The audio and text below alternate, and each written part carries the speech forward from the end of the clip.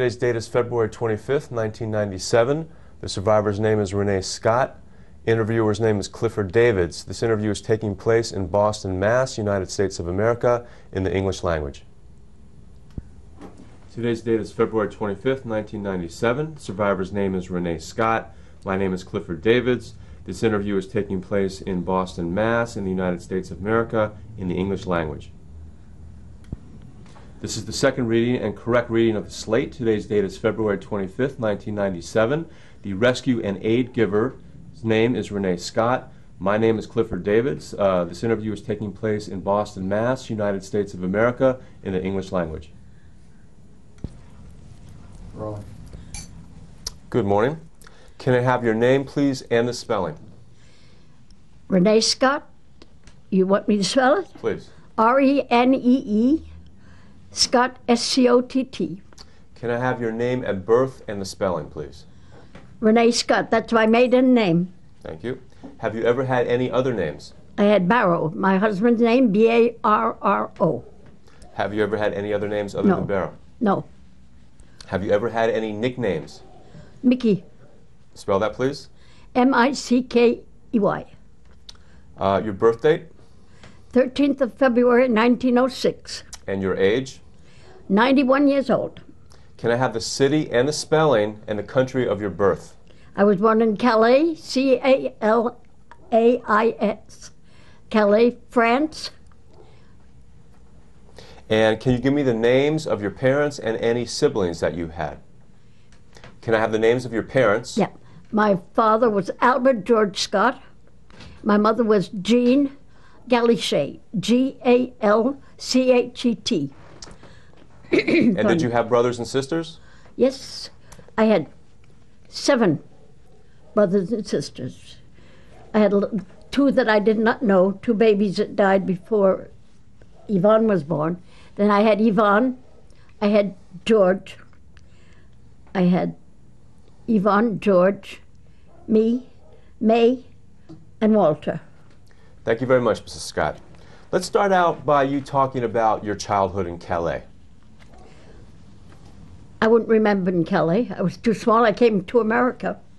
And I how? was 2.5 years old, I think, when I came to America with my parents, where my dad was director of lace mills in Somerville, New Jersey first, where he was part owner of the lace mill, Red Fern Lace Mills.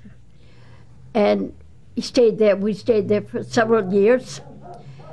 And I went to school when I was a child, French and English school, as a babe, little child. And in Somerville, I went to school. Then we kept moving around as my dad was moving in other cities for the lace mills. And his last lace mill was here in Pawtucket, Rhode Island, where he was director of the American Textile Company for about 6 or 7 years when the war broke out. And we lived in Providence, in Edgewood, Providence. And from there, they were closing the mill on account of the war, and we went to New York. You're referring to the First World War? Yes. Should I continue? Please. And we went to New York, where Dad opened up his office for he was a designer in lace. So he attempted to make out lace designs, thinking that would help him during the war, but it didn't help him. So he decided to go back. As soon as the war was finished, he went back by himself to Calais, where he found everything demolished, all the lace mills. My 2 grandfathers were owners of lace mills in Calais. Everything was demolished. So we stayed here in New York for a while, my mother, with the 4 children, Yvonne, George, Walter, May, and I, 5 of us. And I think it was 1917 when the war finished. I think we went back a little after 1918, we went back to join my dad. And there we continued to try to find work. We couldn't find work. So anyway, I did like lots of teenagers, you know, a little job here, a little job there. But we lived at my grandmother's house. We had no home. And we stayed there for quite a while. And my dad was very lucky to get a job with the American Graves Registration in Belgium. I'm sorry, with the, what was the name of the organization? The American Grave Registrations. So we all went to Belgium. We went to Antwerp. And there we had an apartment in a big hotel where they set us up, the American Grave Registration. We stayed there for about a year. And there I found work in a bank. I always dared try everything. I didn't know, but I tried. And I didn't like that very much. I had learned to dance in America as a child, and I wanted to be a ballerina. So my parents were not crazy about it, but I said, that's what I'd like to do. So in Antwerp, I joined a dancing school. What year was this? All this happened in, I don't know, would say, my daughter was 125, in the 20s probably, 21, I don't know. I can't remember. I'm an old lady, you know, you ask me dates, I don't know exactly, approximately. So anyway, I joined the dancing school, and I was very lucky to get a job right away, almost right away, because they saw I had learned to dance, I could do it. And I had a job right away at the big theater called the Palladium in Antwerp. So I told my sister, May, I said, you're too young, but you have to join and come with me and dance too. So I took her to dancing school, and she loved it, and she was a wonderful dancer. She danced the whole Swan Lake on her bare toes. She was a wonderful first dancer. So then from there we joined opera dancing. And we danced at the opera in Antwerp for 2 seasons. And then from there my parents decided to move. Where'd we go? We went to Nancy, the east of France. And there we were very happy there. We had nice apartments, and my daughter was then about 3 years old then. And we stayed there in Nancy for about 8 years, and that's where my sister and I danced at the opera there for 5 years. Let me backtrack a little bit. You said you studied dance when you were in the United States. As a child. And do you recall in Providence. In Providence? Yes. Do you recall the name of the school that you studied at? Right at the opera. The school was right in the opera. And what style of dance did you learn in the United States? Opera, ballet, especially ballet. Now, when you were in Antwerp, you danced there for approximately 2 or 3 years until you moved to France. There we did everything. Were you living at home at the time? Pardon me? Were you living at home at the time? Oh, I've always lived at home. Always. Except when we traveled, you know. But we always lived at home. Tell me a little bit more about your life during those years in Antwerp. Were you very active socially? We had no time, really. I mean, no, we worked after rehearsal, we went home. We never went out at night. We never went out at night. We just went for our work and we went home. Was your family religious growing up? Yes. Tell me about what church they belonged to. My grandfather was a Methodist minister, and my mother was very religious, and my father too. My father was a Freemason. He was Scotch and English, and we always had a very good religious background, and we still do now. And my grandchildren and my great-grandchildren are also very religious. Not fanatic, but they are religious. Did you go to church regularly? Then I did. I don't know, now I don't. I'm a member right here down the street, and I'm in touch with them all the time, but I cannot always get around. I can't go alone anyway. Did you consider your family to be very political? No. My dad, I can't remember. Now, did you tour with the dance company in Antwerp? Did I what? Did you tour? Yes, we did. Tell me about that. In Flanders, mostly. So when you moved to France, you had been dancing for a number of years. Oh, yes. And then I was 7 years old when I started.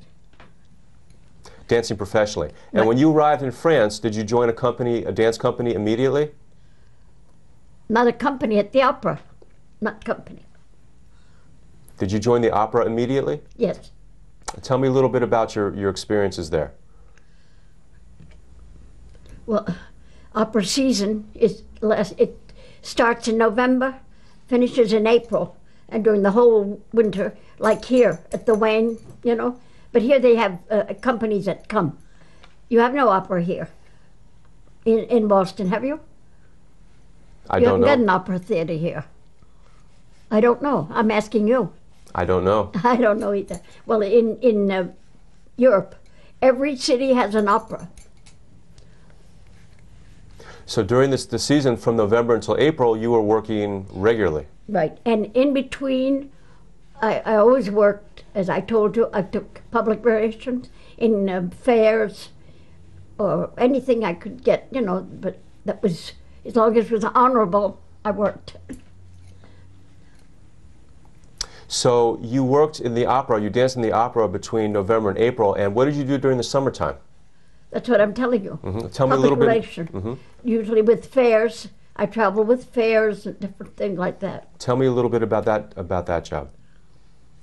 Well, I traveled with the Paris Fair and traveled mostly in Switzerland, from Germany.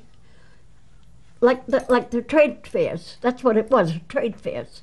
So I was secretary in the fairs. Took that like you wanted to come and present what you were going to present. I would take your name, your address, and all the information. That was my job.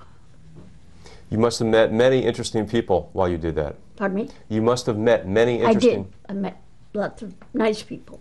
Interesting. Some not. How many languages did you speak? I speak French, English, and Flemish. Dutch. So tell me more about your family life while you were living in France during those years. Can I tell you, I don't know. My family life was very plain because we weren't rich at the time. We all had to work, and it wasn't, you know, we were very happy at home. And we were happy with what we had. But we didn't go on vacations and things like that. Our family life was very, very, how would I say, calm and quiet at home mostly. We'd go out and church and things like that.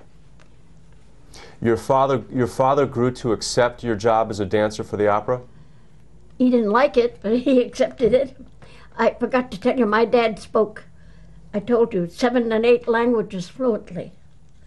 He graduated from Oxford University and from the University of Leipzig in Germany. And my mother spoke fluent English and French and wrote them. Tell me what you remember of anti-Semitism back in France back in the 20s when you were living there. We didn't take care of that at all. Not at all.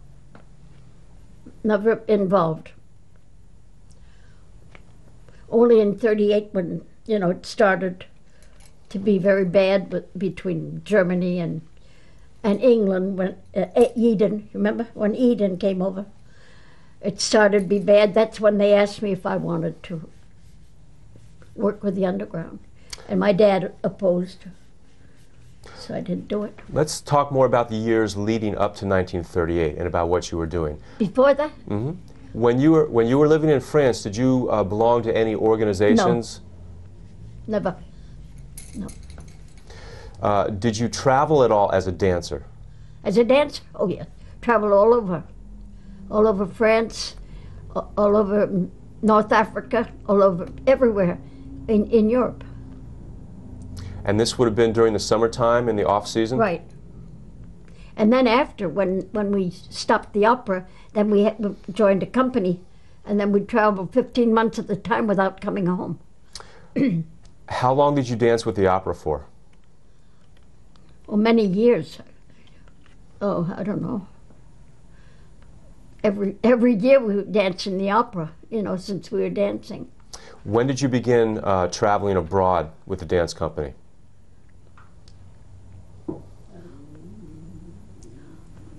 Right away after the opera season, then we had contracts with companies to travel.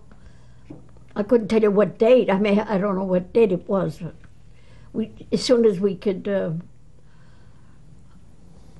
travel by ourselves, my sister and I, my parents had to sign for us, and we traveled.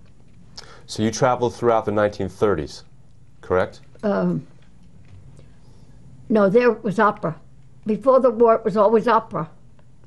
It's only after the war that we not this war, first, the other war. In between the two wars, we traveled all over. So between approximately 1917, 1918, and 1940, you were traveling all over the world. Right. Until 39. 39. Tell me a little bit about the traveling that you did and some of your experiences traveling with the dance company.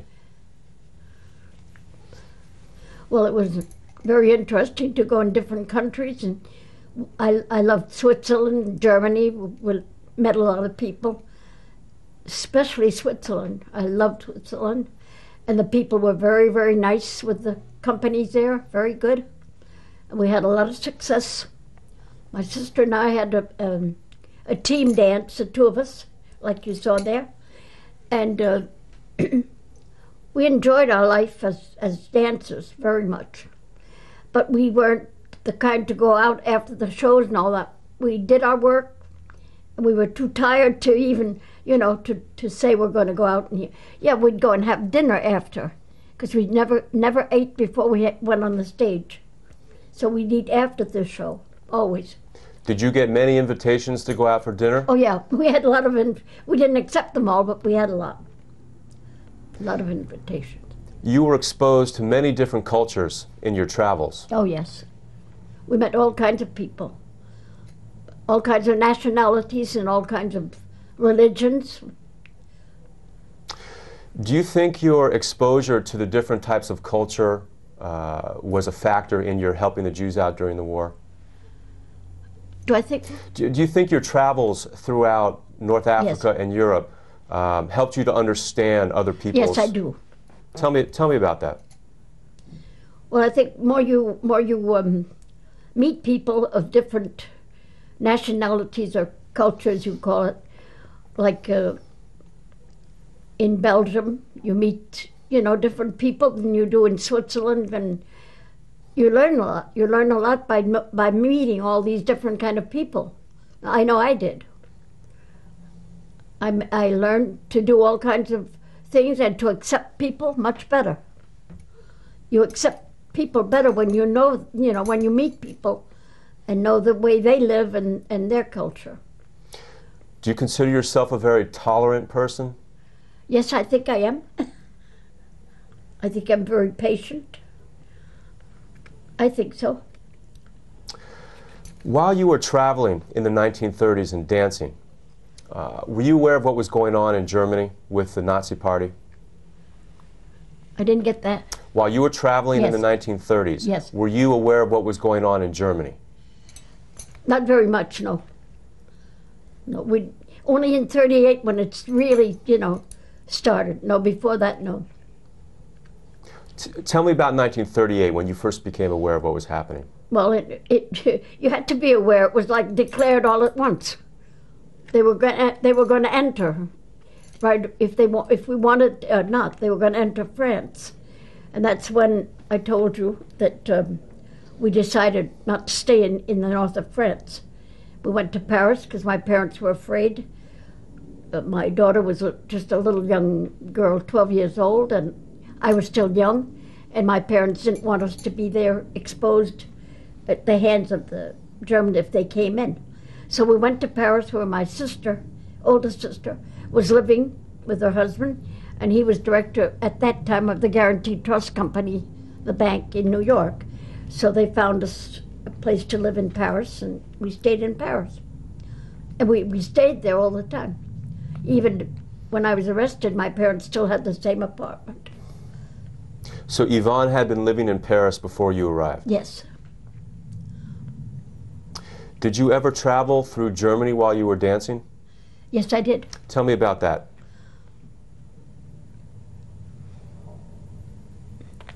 I must tell you, I wasn't very fond of that's a culture that I didn't care for too much. They're very harsh people. They're hard.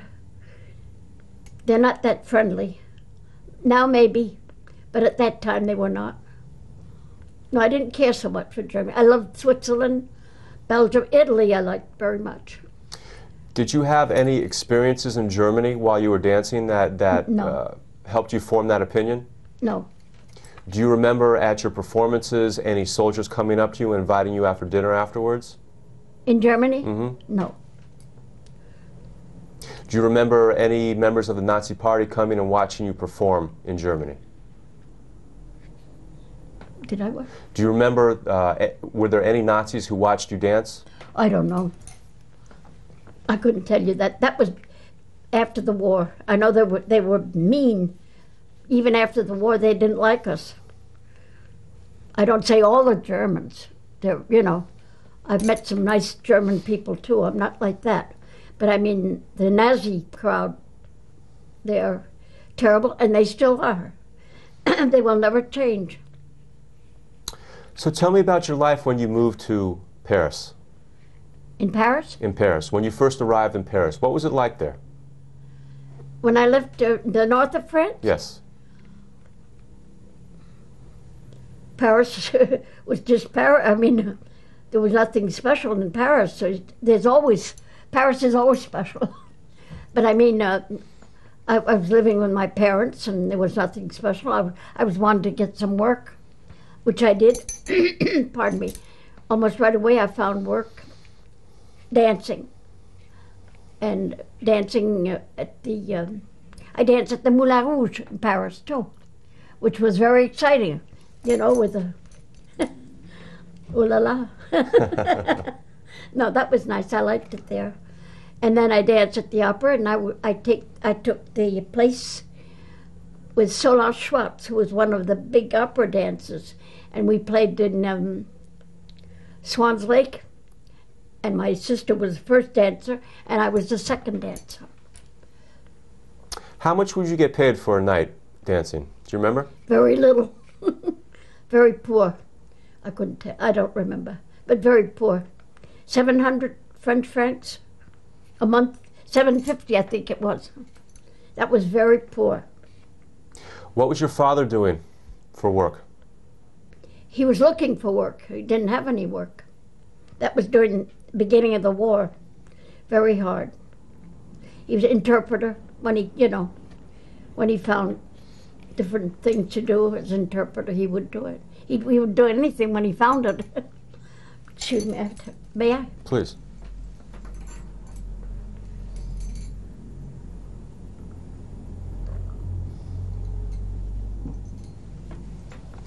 Excuse me.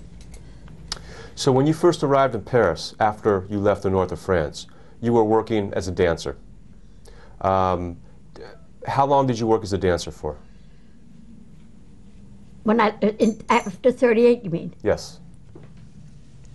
Off and on, when they needed me, you know. I was like fill-in, you know.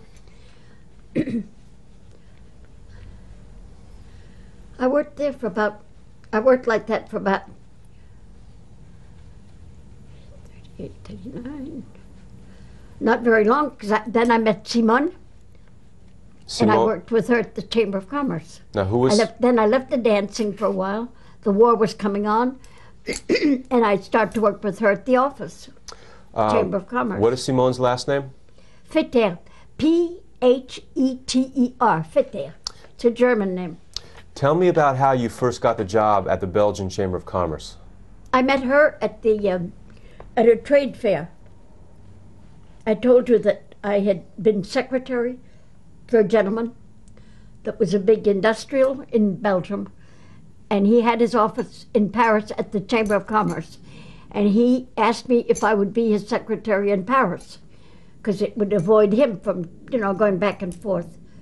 And I told her that we had decided to get married, but unfortunately, he died when I came back from the camp.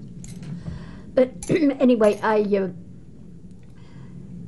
got in touch with Simone at the fair, because Belgium Chamber of Commerce represented at the fairs, always. There's always one, you know that, in trade fairs. So she told me, well, you're going to come with me and we're going to work together there. And that's how I started to work with the Underground with her. Tell me about the first time you met Simone. I was introduced to her by a friend that was director of the Remington, how do you call it, type machine in Paris. And we had known him a long, long time because he used to live in Nancy where we lived. And after the theater, we would always go, as I told you, to have a supper or something to eat. And he would always be there with friends. Mostly they would talk business or they'd play a game of cards before they went home. And I met him, and one day in Paris, he came to where we lived and he rang our bell. And I was surprised to see him. And I said, well, Eugene, what are you doing here? And he said, but what are you doing here? Where have you been all these years? He had a daughter the age of mine. So he said, well, I'm coming here to see some precision machines that they were making, not for the war, but they said not for the war, but it was. So anyway, we stayed in touch with him. So I told him, I said, I'm looking for work. I have no work right now here. He said, I'm going to introduce you to somebody. And he introduced me to Simone. That's how I met her. And what did you think of her the first time that you met her? I said, I'm glad to know you. The first time I met her. And then she took a liking to me and me to her right away. We became very, very close friends right away. And then I worked with her at the Chamber of Commerce. We never talked underground, never, never. I didn't know anything. I didn't know she did anything. Only when I told you that I wanted to go to Belgium to see a lawyer to get my divorce. My husband was in the Belgium Congo and I wanted to quit that relationship. My daughter had never met her father because he left me before she was born. So anyway, she said, oh, you're okay, you're going to work here with me. So I stayed and worked with her, and then one day I told her I had to go to Brussels. She said, I'll get you a pass. We're going to finish the tape right now. Pardon me? Rest? We're going to finish the tape right now. We have a rest? Yes.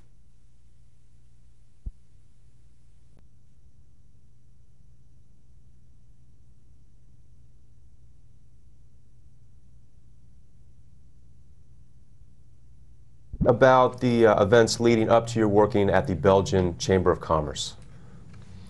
How did you start working there? When I met Simone. She was introduced to me, and she asked me if I would come and be her secretary, and I did. I was very happy to accept the job, and I was very happy to work with her. She was a very intelligent, very bright girl, 25 years old. She spoke, I think, 2 or 3 languages herself, and she was a wonderful person to work with. What was her position at the Chamber of Commerce? She was director of the chamber. And what sort of work did you start doing for her initially? Well, interviewing people when they came to look for work, or they came and asked us information, like they do in all Chamber of Commerce, you know. Was it a very busy place to work? Oh, yes, very, very busy.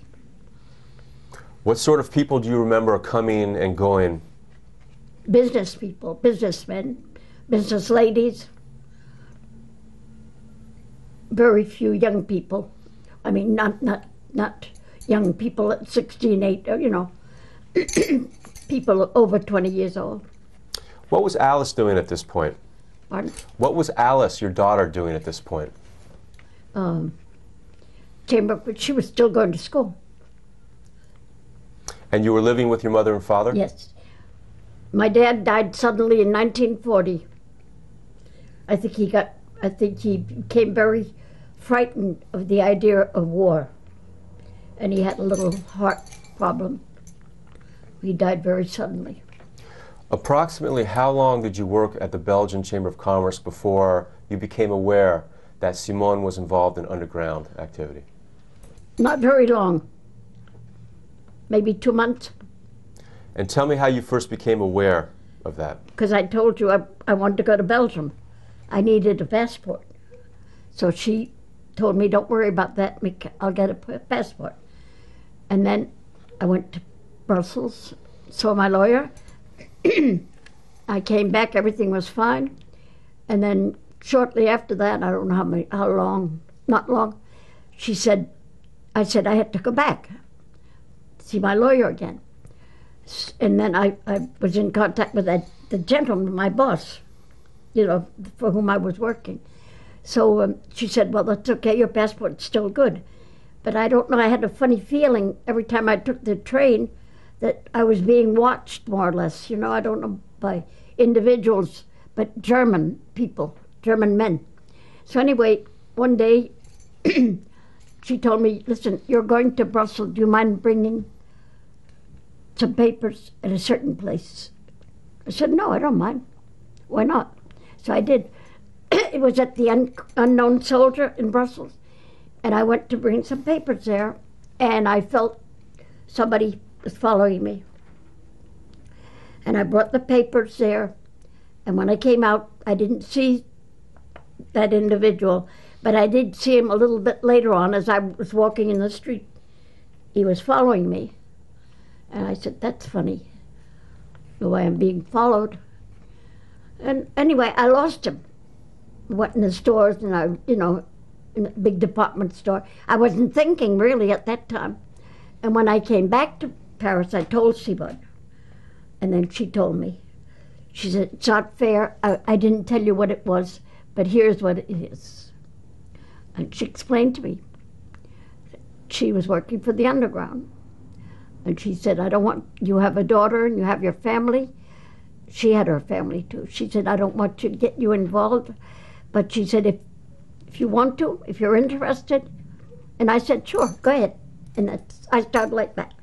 Were you angry with her for... Angry? No. No. I was a little deceived, but I was not angry. When she asked you to join the underground, did you She asked me if I wanted to, yes. Did you make your decision to join I said right away? Yes. Yeah. You didn't need to think about it. Tell me why it was such an easy decision for you. Well, because I had started, and I said, well, I've started now. It's that easy. I'm going there anyway, so. But I didn't really, to tell you the truth, I never thought I'd be caught. I never thought they'd catch me. When you first joined the underground, what type of work did you think you would be doing? As I said, I carried all kinds of documents. In fur coats, I'd wear a fur coat and I had documents in them. I had bottles of oil. You couldn't get salad oil during the war, but she would get it. And there were double, can't say it in English. False bottom? Yeah, and there were things in there. So you acted as a courier when you first began? Yeah, right. And where would you take all the papers and whatever it is that you had to Where would carry? I take them? Yes. All different places. Tell me about a typical job that you would have. Tell me about a particular day when you had to go take something to someone. Particular day, I couldn't tell you what day. Tell me one incident. You don't have to tell me the day, but tell me a specific incident when you had to take some papers to someone.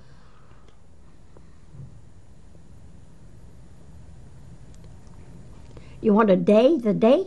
No, I don't want the day. I want you to tell me about one day when you took some papers and you had to deliver them to somebody. Like I just told you there about that, the one that was following me. Okay. That happened another time. I was in the train and I had a fur coat on and I had documents in my coat. And my coat kept slipping off my shoulders. And there was an individual next to me. I knew he was German, but he kept wanting to help me. And he spoke very broken English. And I said, no. I said, I'm fine this way. I said, if I take it off, you never could tell. He could feel I had something under my coat. That's the only time, really, that I felt that he was really next to me, in back of me. Otherwise, I wasn't afraid, but I felt uncomfortable, very uncomfortable. Were you involved in underground work 2 days out of the week, 3 days out of the week? Every day. Every we made day. false IDs. That's how we saved the Jewish people, by making false IDs. Tell me about... That was at the office, at the Chamber of Commerce. Tell me how you made the false IDs. There were cards, little cards, like an ID card. We put their names on it, put their name, their birth, where they came from, just like you do here. And Simone had a machine, she stamped it. And then the papers, we made out papers, and we sent them in certain places in the south of France, most of them. How did you get the names of the Jews? Well, they gave us it. They came to the office. They knew that the Chamber of Commerce, how they knew it, I don't know. There are all kinds of underground things that gave them the where they had to go. So they had the excuse that they wanted to find work or they wanted this, and they'd come to us. And when they came to us, they had a certain, how would I say, certain ID on them or a certain sign on them that we knew what they wanted. Simone had arranged all that. She did everything. Did you do any of the arranging at all? Pardon me? Was it only Simone that did the arranging? Yes, yep. Nobody else. So they would come in with a photograph and you would make the ID? Yep, they had a photograph. Where was the equipment in the Chamber of Commerce? In the office, right in the office. Well, in the back hall. Was there anyone else at the Chamber of Commerce that was aware of what you were doing? No. Nobody. Everything was very well arranged. So in any given week, approximately how many passports would you make? Sometimes we did 25 a day. Not every day, but I would say at least maybe 200, 300 a week. These poor people trying to get away, you know. So many, and children. How long would it take you to make one passport? 20 minutes. Had to go fast. But the doors were closed in any case, you know. There was somebody that watched at the door that they didn't know what for, but they didn't let it was during the war, so they didn't let anybody in. What did you do other than make passports? In between, Mm-hmm. worked for the people that came, asked information, Chamber of Commerce, for work or information for travel, anything that you ask in a Chamber of Commerce. I don't know what they ask here, but what would you go and ask here? Were your parents aware of what you were doing? No, nobody. My parents didn't know where I was for 3.5 years. They didn't know I'd been arrested or anything. Before you were arrested, they weren't aware of what you were doing? No. Was anyone? They knew I worked at the Chamber of Commerce, that's all. No. Would you travel to Brussels very often during that time? Yes. Well, about, I'd say 2 or 3 times a month, in the month. Maybe during 2 months, and I'd stop for a while. How long did it take the train from Paris to Brussels? About 4 hours. So would you often go there just for a day and then come back in the evening? Sometimes. But sometimes I stayed longer. And where would you stay in Brussels? I had an apartment. Tell me about that I apartment. told you. I gave you the address. Okay. Rue de Flessingue. Now, was that apartment used by other people as well? No, it was only mine. Under my name. That's where they came and arrested me. The Gestapo. Let me backtrack a little bit. Did you have any contact with anyone in the underground other than Simone? Yeah, I had Lillian and I had the other girls that I showed you pictures. But contact without, we had contact without having contact. We'd meet each other like, oh, I'd be walking in the street, we knew we were going to meet each other. We didn't make believe that we knew each other. You know what I mean? I can't explain myself. We had contact, but we never went out and had dinner together or things like that. Not in groups, never. You mentioned a woman named Lillian. Who was that? Pardon me? You mentioned someone named Lillian. Lillian who? Yeah, Lillian, the parachutist. What's Lillian's last name? Freteur. Can you spell that? Freteur. Freter. Tell me about Lillian. Lillian was a person married to a doctor. She was from a very good family. She was a noble family in England. And her mother was not a noble lady, but she was a noble lady, but not noble background, but a very, very nice lady. And they had quite a lot of money. Her brother was the hairdresser at the King's Palace. And he had his own, how would I say, salon de coiffure. You know, I wouldn't call it a beauty place, but a place where you could go and have your hair done and your nails and all that. But something really, really very chic in the best quarters of Brussels, very rich. And she was an only child. For what the little, I knew her a long time, but I didn't know too much of her family background. But I know that she had a daughter. She had been married. She had a daughter that was about, when I knew her, she was about 14, about Jenny's age, that I met after. She was married to I think he was from the Flanders. He was from a very good family from the Flanders. But anyway, they didn't get along and she divorced. And she had the daughter. That's as much as I know of her family. I know she became a very good friend of mine. And after the war, we stayed very good friends. Tell me about the work that you did with her during the war in the Pardon me? underground. Tell me about the work you and Lillian did together in the underground. Well, we didn't even she wasn't with me. We worked for the underground together, but she wasn't where I was. She was in as a parachutist, they sent her everywhere. She was in the north of France, she was in the south of France, she was anywhere where the Germans could be, they sent her. And she spoke several languages too. And then, as I told you, one day she was coming down in the north of France in a parachutist, and a German shot at her, and the bullet went in the back of her heart, and in her back, came out under her heart, and she killed him. And then the farmers, it was in the country, it's okay, thank you. The farmers came and rescued her, and they took care of her, and they sent her probably, I don't know where she was. But anyway, I met her when I was in Ravensbrück. Somebody came and they called me and they said, Mick, somebody you know, come and see. It's your daughter. My heart stopped beating, my daughter. She was still young. I said, no, it can't be. It was Lillian. And from that day on, we never left each other. Never. We had decided if they did something to us, that we would die together. And I remember the day of our, well, you don't want to get there yet, liberation. I'll tell you that after that.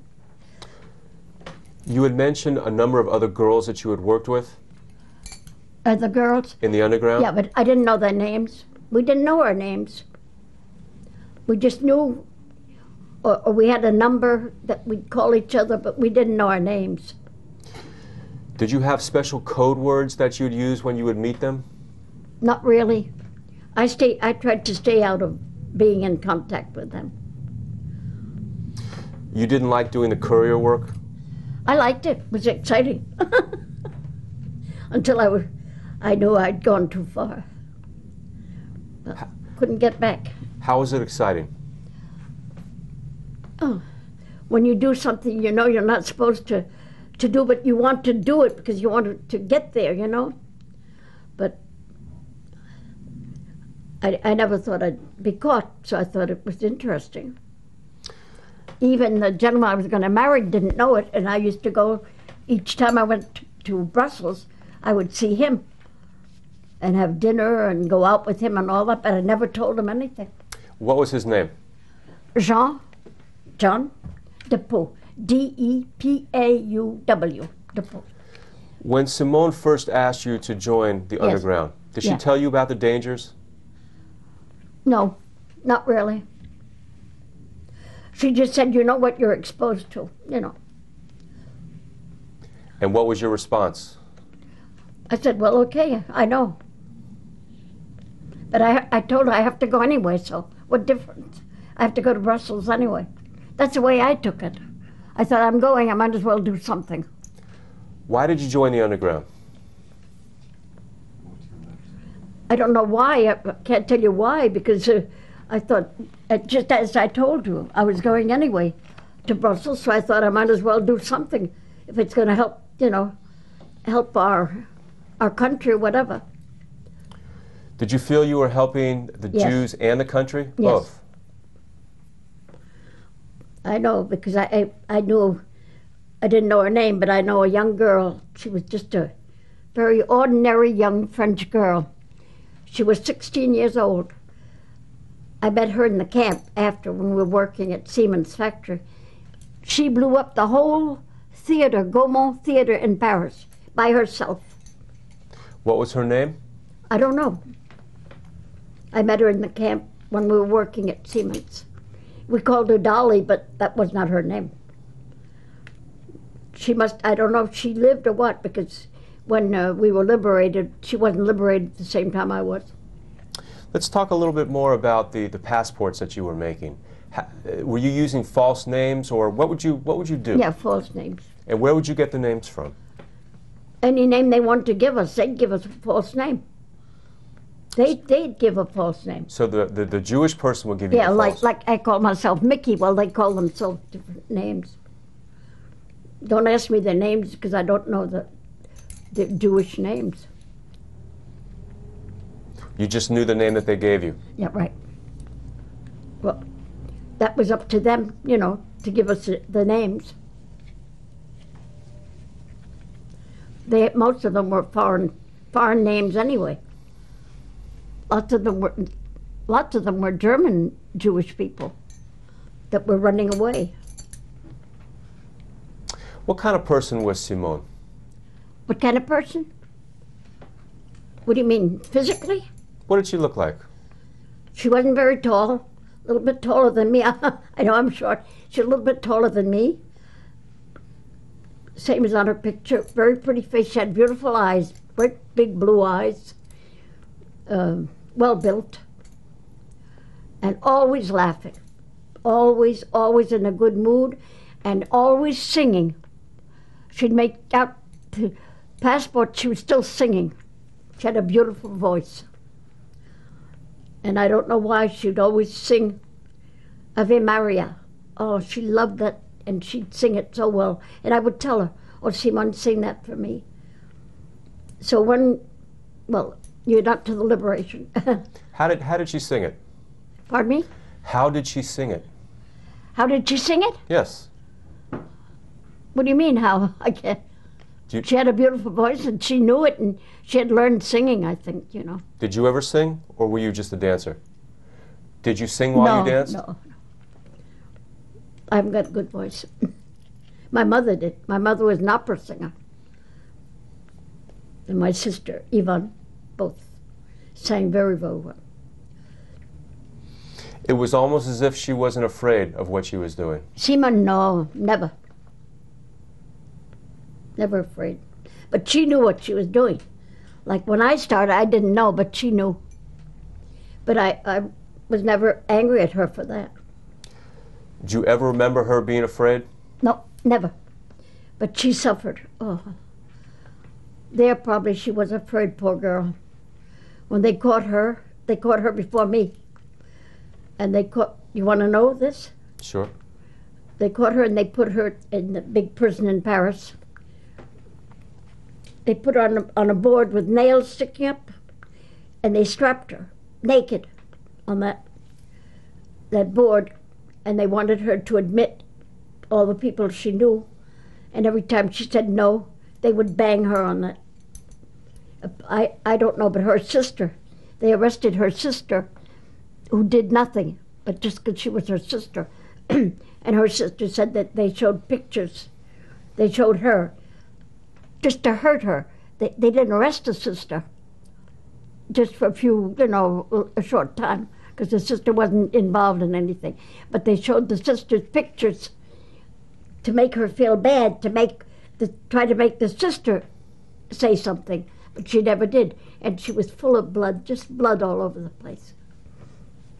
Let's talk some more about your experiences. You say you traveled in France and you traveled to Belgium. Did you travel anywhere else for the underground? No, no. Just there. What was the name of the group that you worked with? The underground group that you worked with? She never wanted to say it. Simone never said it. She didn't want me to know it. As I said, I started really with the underground not knowing what I was doing until the day she told me I had started already. And she told me, well, you know what you're doing? Do you mind? And this and that. And I said, no. And then things came so fast and so fast and so fast. Before we knew it, we were arrested.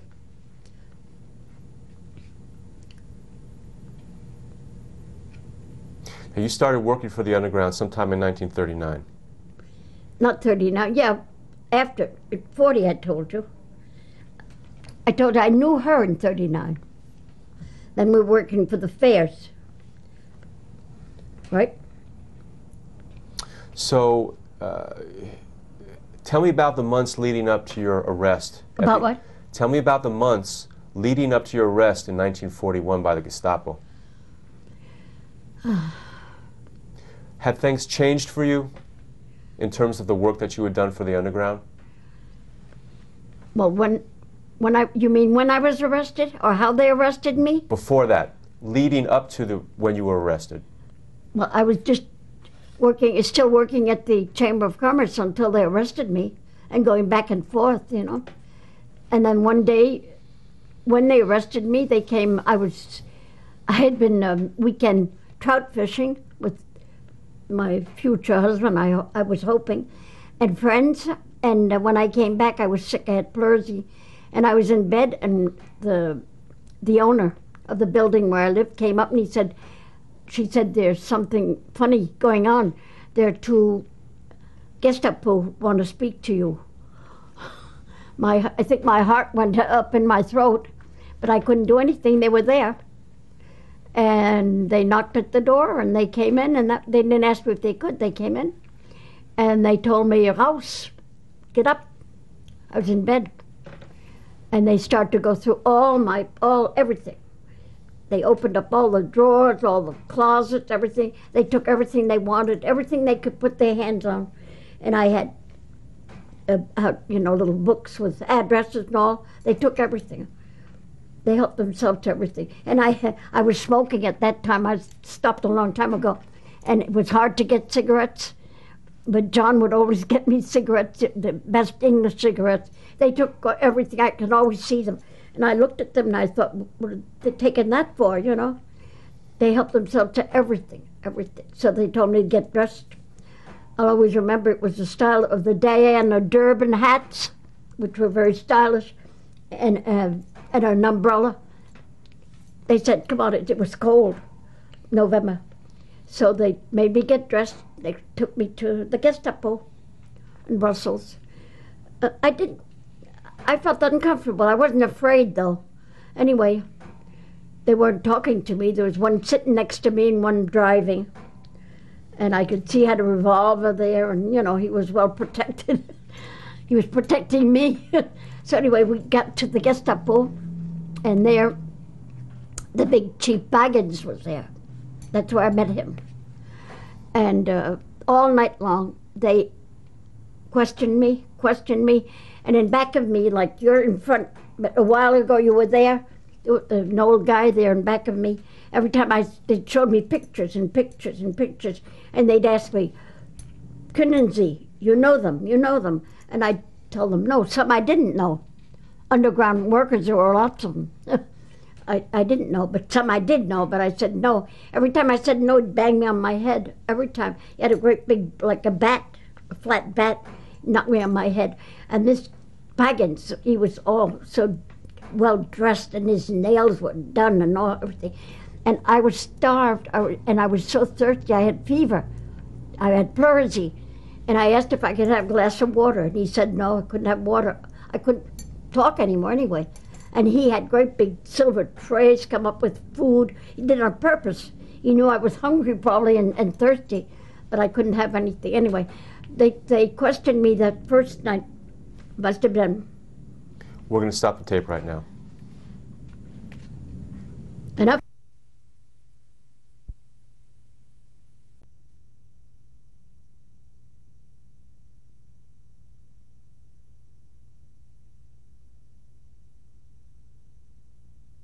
Tape number 3, so the rescue and aid giver's name is Renee Scott. Pardon me? So you were telling us about your first day at the Gestapo. Please continue. Yeah. That was with baggage. That was all till about 3 o'clock in the morning. What time did you arrive at the Gestapo office? About 4 o'clock in the afternoon. Did they start questioning you right away? Right away. Describe the room that they took you to. Pardon me? Describe the room that they took you into for the questioning that day. Well, he asked me if I knew this one, if I had been here, if I'd been there, what I had done here, what time I was there, what days I was there. Did they seem to have accurate information about where you had been? Yeah. They knew even the restaurants in Paris where I went with Simon. In the months With Simon. In the months before your arrest, Yes. did you have a feeling that you were being followed? Yes, I told you that. Tell me about that. Tell me about those. I told her I was in the train and that individual next to me wanted to help me with my coat, and when I got off the train, I felt that he was, spying on me. And John, his nephew, used to come and meet me at the train, and I had a feeling. I told him we must hurry up and get out of here. Something wrong, but I didn't want to tell him why. But I said, I had a man next to me, I didn't like him. He said, well, why, what did he do? I said, he didn't do anything, but I don't like him. So I said, I don't want him to know where I live. So he always came with flowers to meet me, John's nephew, to take me home. So he said, that's okay. He said, we'll take a cab. So there were so many people. The station was crowded. So we skipped him. He lost us, and we got back to my house. But it's only a few days after that they came and arrested me. So you were in Paris before you took the train to go to Brussels. Yes, yes. Then you arrived in Brussels and you were on vacation for a few days, and when you returned from vacation was when they arrested you. Okay, so before that, before the man on the train, Yes. back in Paris, Right. did you feel that you were being followed? Not in Paris, no. No. So the first time you felt that way was on the train to Brussels? Yeah, it was always from Paris to Brussels. In Paris by itself, no. No. So you don't think you would have been arrested in Paris? Well, if they didn't have probably enough information at that time. They wanted to get more, so. When you went up to Brussels Yes. that time before you got arrested, were you involved in any underground activity before you went on vacation that weekend? Yeah, I was still working with, I had brought the things. That particular time, Yes, yeah, right before you arrested, what was it that you brought? I brought, I can't remember how many I brought. I brought documents and things, but I know that each time I went, I brought something. Some papers or, like yellow envelope, or I had what do you call it? I have it here. Briefcase, a briefcase. Do you remember specifically who you met that time before you got arrested? Who I met? Who you met, who you transferred the papers to in the underground? Yeah, it was almost at the same place at the Unknown Soldier, an office in the building by itself. Always at the same place? And always the same person? I have an idea that they were also involved. I never knew it. So when you arrived at the building by the Unknown Soldier, Right. tell me what would happen. How would you deliver the papers? Took the elevator, went up to the office, I said I had something from Paris to give them. I gave it to them from the Chamber of Commerce, and that was it. I didn't know at that time if they were involved, but after, I always thought that they were, because they never questioned me or anything. But Simone, of course, was always in touch with them. She knew where I was going and what. Now you said Simone was arrested. You said Simone was arrested before you. Yes, not long, maybe 2 or 3 days before me. So those papers that you delivered, they were not from Simone. They were from Simone, sure. She had given you those papers before she was arrested. Yeah. After she was arrested, weren't you worried that they knew about you? After she was arrested, I was arrested only a few days after her. The owner of the building, when she told me the Gestapo was there, one time before that, I skipped this, I'm sorry. My head's getting a little tired. A few days before the Gestapo came to arrest me, Simone had made a special trip to come and warn me of something. I never knew what. And my landlady told me that a young girl had come from Paris to speak to me. But she had said she had no time to stay. That was Simone. But I never could get in touch with her. We couldn't telephone anymore from Brussels to Paris. Everything was cut, you know. So I never knew what she wanted to tell me. And a few days after that, she was arrested. And a few days after I was arrested. How did you find out Simone was arrested? The Gestapo told me. You didn't know she was arrested until the Gestapo told you? No. Baggins told me. And what did he tell you? He told me that my concubine, my right hand had been arrested. So he said, "You know her, don't you?" I said, "No, I don't know her. I always denied everything." I said I didn't even know her. Even though you worked with her, you said you didn't know her? I said I didn't know her. I always said I knew nobody. Did Simone ever prepare you for what happened when you were arrested? Did she ever talk to you about what to do and what not to do? Only on the train when we went to Germany together, when the Gestapo came and knocked on the, we were in the old wooden trains, and there was a bunch of other prisoners like us in the train. And he came and knocked, and he said, "Wie heißen Sie? What's your name?" So I told him. He said, "Well, come with me." So I went with him, and here I was in front of Simone. Poor Simone. And she took me in her arms, and she cried, and she cried, and she cried, and she said, "This is what I did to you." Excuse me.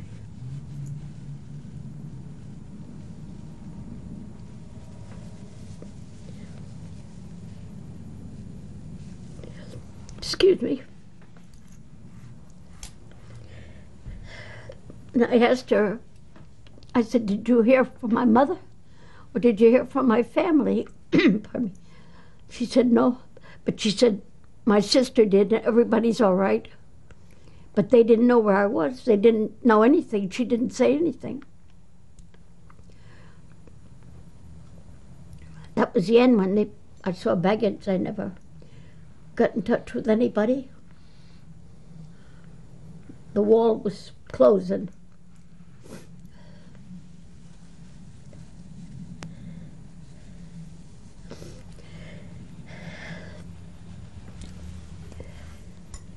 Sorry.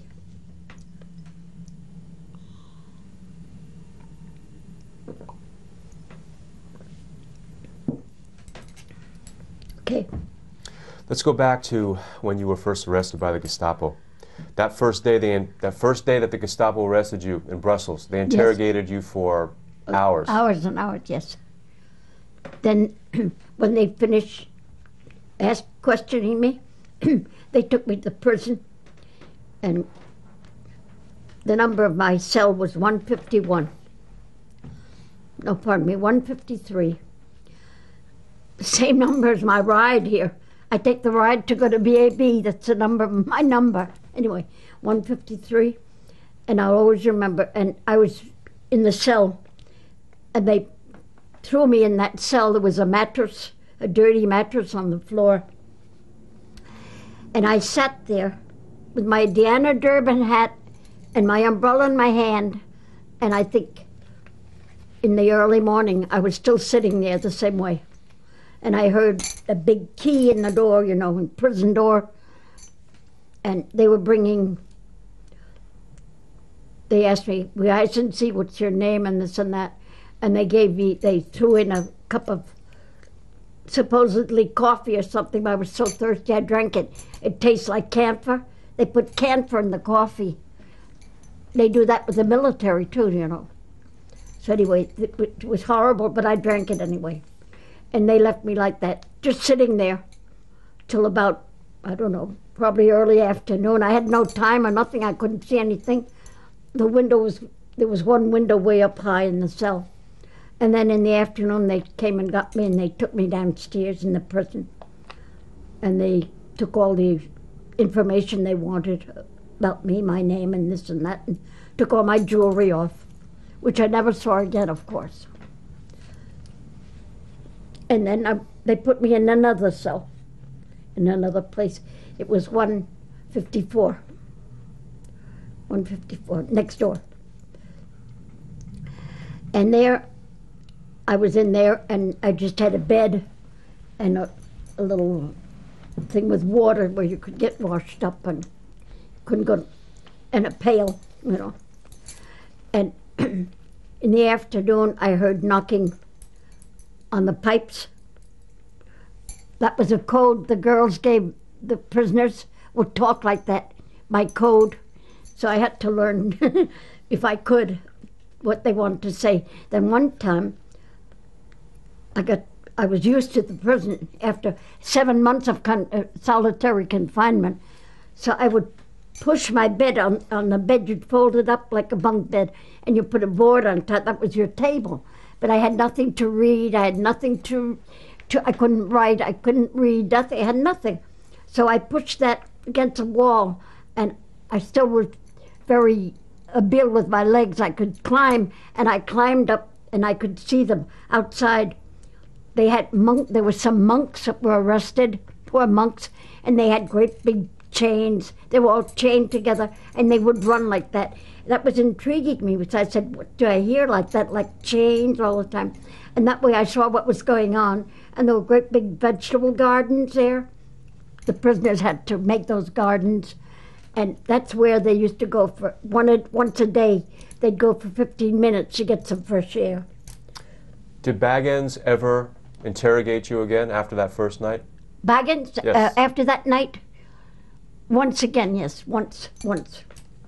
Never again after that. He said he had everything he needed. But I always told me that he didn't have anything, because I never admitted anything. So you never gave them any information that first day? No. Well, he had everything down in Berlin. He sent everything to Berlin. When I got to Berlin, after we got off the train, we were all chained on, we had handcuffs on, all handcuffed to a Gestapo guy, you know, guard, and they took us to a great big, at Alexanderplatz, and there we were all put in one great big room, like you'd say, this apartment, you know, and there, Simone was there with me, and many other girls, and that's where they took Simone away. I told you, they came and told her that she had to go with them to take baths, and we thought, oh, that's good. We're tired. We need a bath, you know. And she never came back. They decapitated her. They beheaded her right away, because she had suffered so much in Paris that they knew what they were going to do to her right away. They knew it. She wasn't going to live 2 days. Ms. Scott, let's go back to Brussels again. Pardon? Where was it that you were kept for those 7 months in Brussels? At Saint-Gilles, the big prison of Saint-Gilles, right near where I lived in Brussels. What was the food like the 7 months that you were there? Food? Don't talk about food. Rutabaga, turnip. 3.5 years of turnip in prison and in camps. 1 piece of bread a day. At the prison, we had that horrible coffee that we drank anyway, and in the camp was the same thing. In the camp we had, you know what you give to little birds, those little seeds? We had that once a week, and we thought that was so good. They put ersatz of something sweet in it, and we thought it was good, but that's what we had. 1 piece of bread a day. Once a month we had a half a piece of a sausage. We didn't know if it was made with human beings or what. It was horrible. But we ate it. We were hungry. You had mentioned at Saint-Gilles you were able to communicate with the other girls through the tapping. Yeah. What sort of code did you use? We made them up. We'd tell each other. If we knock 2 times, it means yes. If it knocked 4 times, it means no. And then we were caught several times too. I remember one time I was sitting on the floor and I was so busy knocking and giving my code, and the key in the door, and here he was the Gestapo there. He said, "We machen Sie there, die Schweiner." Names, nice names. "What are you doing there?" So he picked me up by the collar. He gave me 2 whacks like that. And he said, don't begin that again, because you'll go in the chamber downstairs. So I was careful after that, because I said I don't want to get more than that, you know. But I used to always climb at the window and look. You mentioned the chamber downstairs? Yes. What was that? That's a black chamber. They put you in a black cell, and they just leave you there. Nothing to eat, nothing to drink, rats and everything else. Just stay there, water running down, you know, just an old corner of a cellar, like. They call that the black chamber. Did you ever go down there? Only, as I said, when Baggins interrogated me, the first time, that first night, I had to wait until they came to get me to bring me to prison, and they put me in a place like that, but not long. You mentioned Baggins interrogated you a second time. Twice. Tell me about the second time, and when did it happen? About a week after I was arrested. And I had to go back, and I said, "Oh, no, please, I don't want to go back and be beaten up." But they didn't beat me that time. He just told me that he had all the information he wanted on me, and that I was no good, that I was a traitor, and I was a no good, and that I would go and die in the camp. What did Baggins look like? Describe his face to me. I showed you his picture. Ugly. A great, big, strong Nazi guy. Bad. See them on the film? Did you see that Nazi on the film? Exactly him.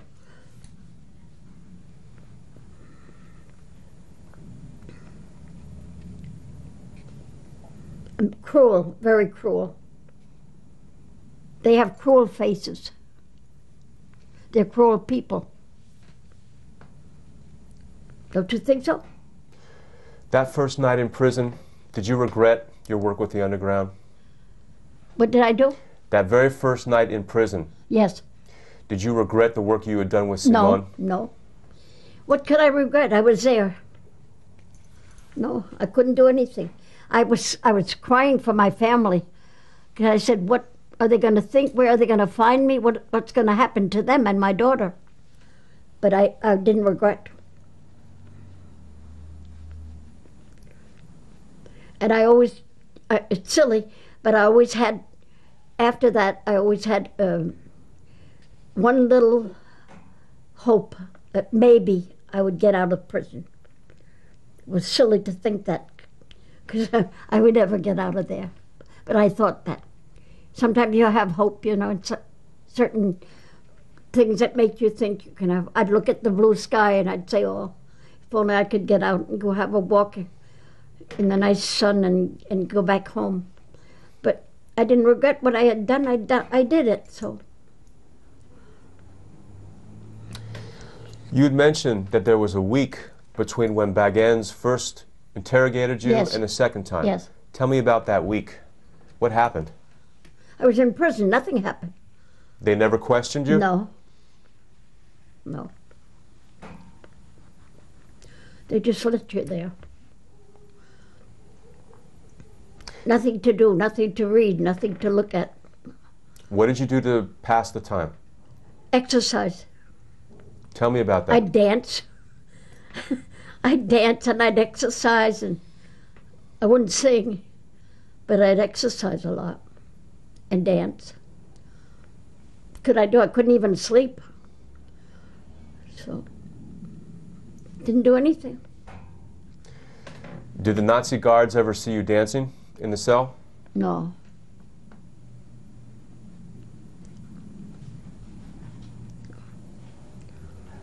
They didn't care about that as long as you didn't, interfere with looking too much by the window or something.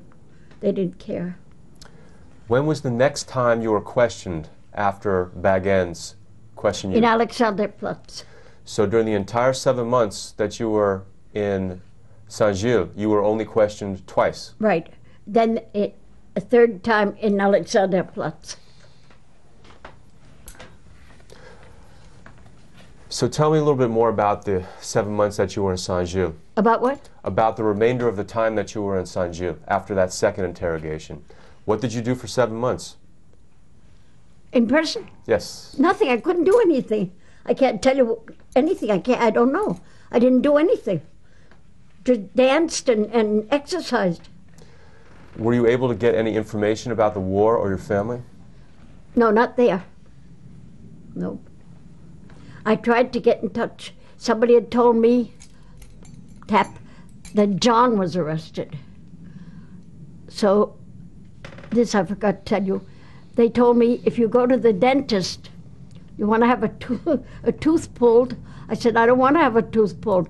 But they said, if you have an excuse, tell them that you have a toothache, you go to the dentist and maybe you'll see if John is there, because you'll probably see some men around. So I went to the dentist, but John was not arrested. I didn't see any man that I knew anything. But they pulled a tooth out. I had to have an excuse.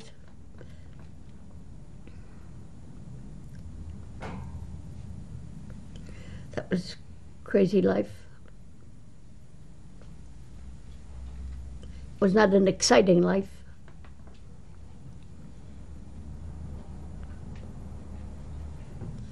It was rather monotonous. Days and days and days like that. Nothing to do.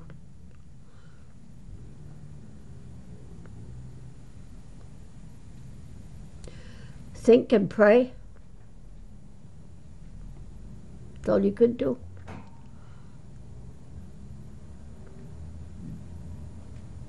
Once, maybe 3 times a week, they'd take me down to have fresh air where I told her they were growing vegetables and big gardens, and we had like little separate gardens with, how do you say that? Fences, big fences, like they have, like prison fence, And we could walk there. There was a little flower bed in the middle. You could walk around it that way, and then you could turn around and walk that way.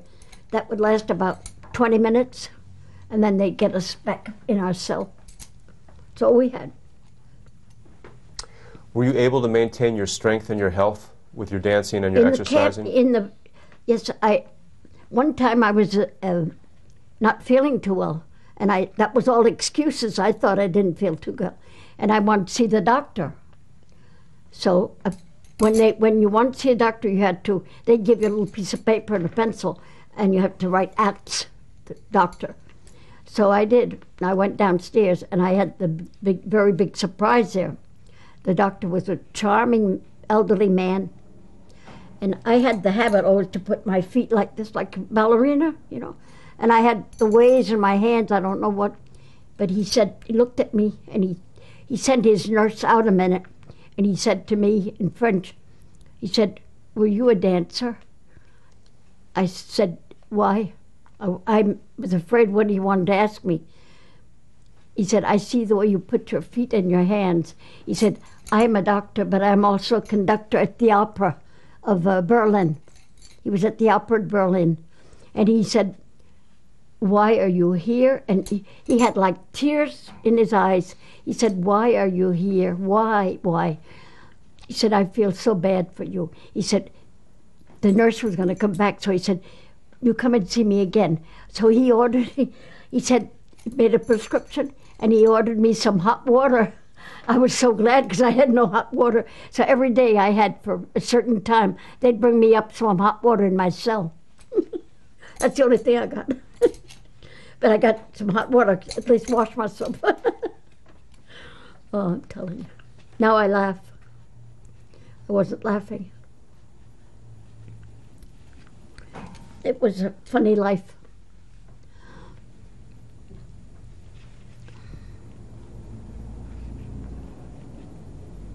He was arrested, this poor doctor. They arrested him because they found out he was too good with the prisoners. Did you suffer any injuries after that first night when they were interrogating you? You said Pardon? you said that they were beating you on My the back head. of the head. Yeah. Did you suffer any injuries as a result Well, of that? headaches, terrible headaches. But then, after a while, it passed. But then, apparently, from what the doctors saw later on, that I had bled in back of my eyes, and that's why now I've lost my sight. So approximately how long were you at Saint Gilles for? My what? Approximately how long were you in the prison at Saint Gilles for? 7 months. And then what happened? Then I went to Alexanderplatz. Tell me about the journey from Saint Gilles to Alexanderplatz. They took us down in the main lobby of the prison. We were whole people I didn't know, prisoners like me, but I didn't know them. They worked for other. They didn't work for Simon. They worked, I don't know with who. I didn't know these people, but we all went in the same train together. And they asked us if we had jewelry, if we had things like, and to take from the safe. I said, "Yes, I have jewelry, but I haven't got it back." They didn't give it back to me. So anyway, we waited there, and we waited there, and we waited there. Then they put us in police cars, and they took us to the station. We all got in the train, and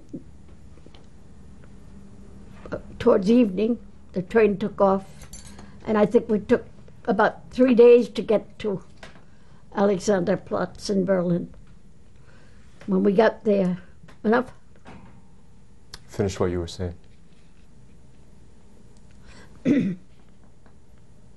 Okay, we're going to finish the tape now. We're going to change tapes now. Okay.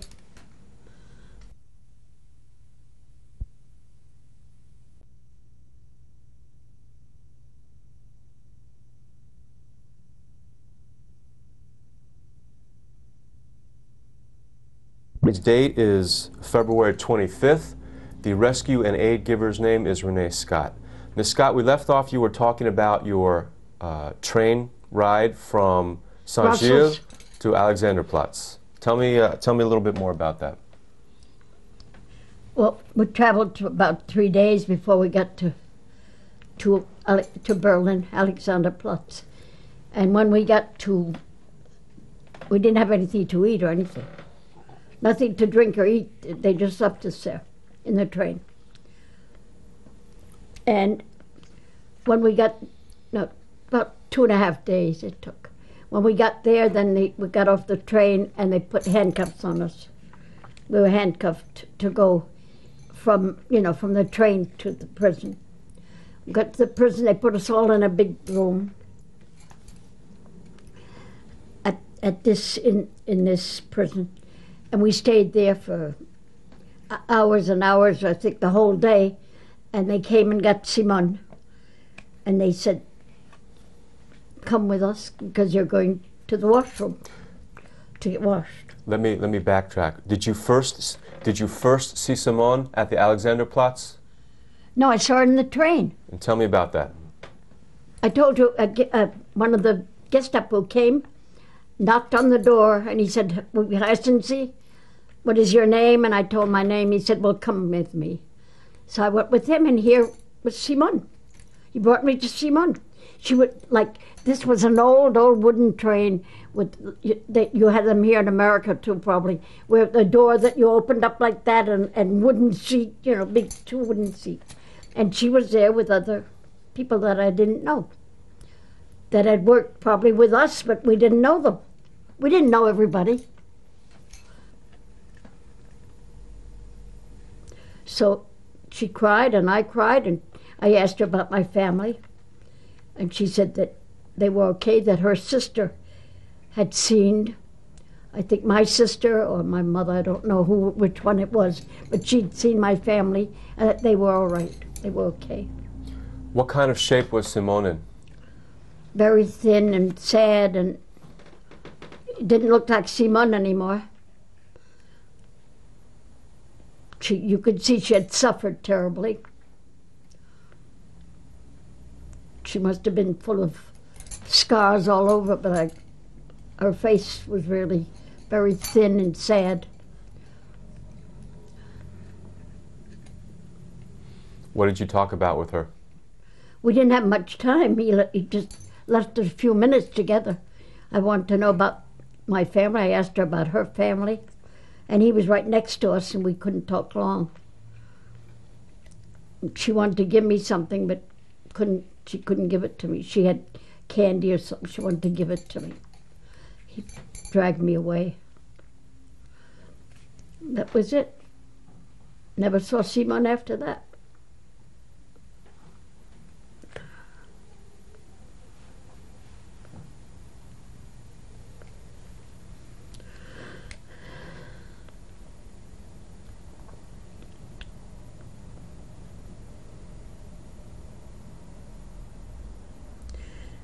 Matter of fact, I never have nightmares. I had one last night. I think seeing that film and talking, you know, but with you, I had a nightmare. I hope they didn't hear me upstairs. Once in a while I get them. And I scream. What was your nightmare about? Pardon me? What was your nightmare about? About the camp, when I was so sick. I had typhus, enigmatic typhus, black spots all over me. And I was in the block, of course, and I had a prisoner like me that was sick. I don't know if she had typhus, but she was very, very sick. She was moaning all the time, moaning and moaning. And all at once, we slept 4 in a bunk bed, 2 at the head and 2 at the feet. And all at once, she wasn't moaning anymore. But I was so sick myself, I thought, well, maybe she's asleep. So I tried, you know, to see if she was asleep, but she was dead. So she had been dead next to me, I don't know how long. We saw so many dead people that it didn't affect us anymore. Terrible to say that, but it didn't. When we went to the what we call it the washroom to go and get washed up if we could, sometimes we had no water at all. We had no clean underwear or anything. So we'd tear a piece of our panties to use it as a, you know, to get washed with. And one day we were going to the washroom and one of the girls said, "Oh, stop, look, see." And we were going, passing the washroom. There was a poor young girl, maybe 16 years old. She had hung herself with a piece of her garment.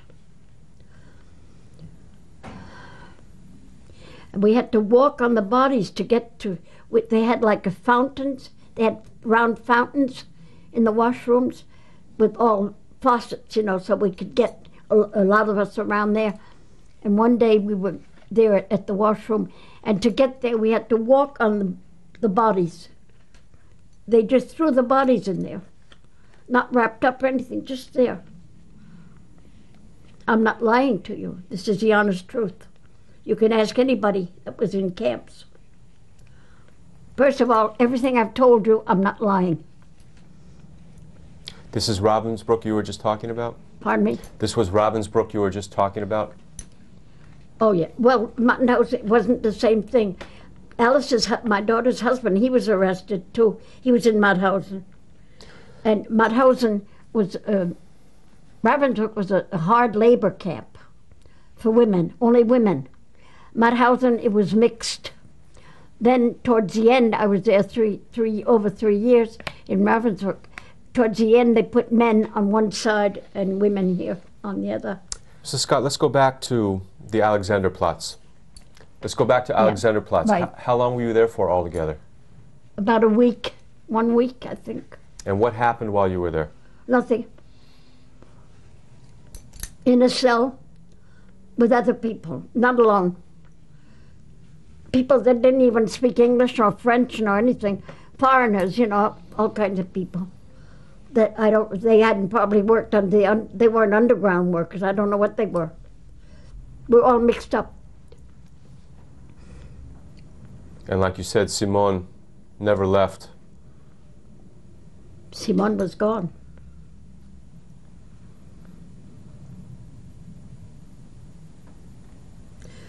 When I came back from liberated, I saw her sister. Of course, her father died of sorrow, Simone's father. And Nellie, her sister, was named Nellie. And she considered me almost like a sister. She told me that Simone had suffered so much. She said it was a horrible way to go, but she said it was a blessing that they took her.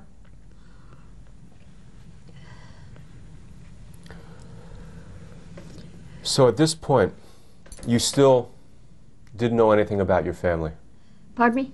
At this point, when you were in Alexanderplatz, you didn't know what had happened to your family? To Simone? To my family? Oh, to your no. family? I never knew during 3.5 years. I didn't know anything. Tell me what happened after you left the Alexanderplatz. We went to Moabit prison. And there, when we got to Moabit, I'll always remember, we didn't go 3 or 4 or more at the time. They took me alone, the Gestapo, put me in a car, private military car, and they drove me all around Berlin. And everywhere they drove me, I could see it had been all bombed up by the good USA. And the opera building was a beautiful building. That was all. So I said, I told him, I said, that's the opera. I said, I used to dance at the opera too. He said, did you dance here? I said, no, I wouldn't want to dance here. So anyway, that's the way I saw Berlin. Otherwise I didn't know Berlin. I'd never danced in Berlin. So anyway, they took me from Alexanderplatz to Moabit. And there they took me down, way, way down. Moabit prison was the biggest prison in all Germany and the deepest one. I think there were 5 or 6 flights below the ground. So people couldn't hear what was going on. So they took me there, and all at once, the Gestapo in front of a desk there, and he asked me my name, and I told him, and he had papers, and he was taking me for somebody else. I said, that's not me. My name is so-and-so, you know. So anyway, I had to stand there for a while, and I could see some poor men. I think they were Jewish men. They were hanging, but with their arms and back like that. And they were looking at me and shaking their head and saying, you're going to get through, you're going to go through this too. They thought they were going to do that to me, what they did to them. I couldn't look at them anymore. They were blood coming out of their mouth. Well, it was horrible. Horrible. Poor men. They were just Jewish men, because they had probably done something, against them. But they didn't care that as long as you were Jewish, they punished you, they killed you. You know that.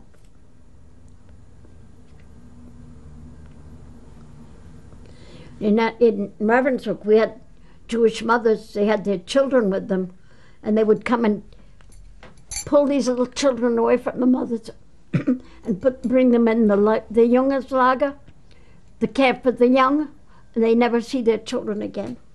That was it.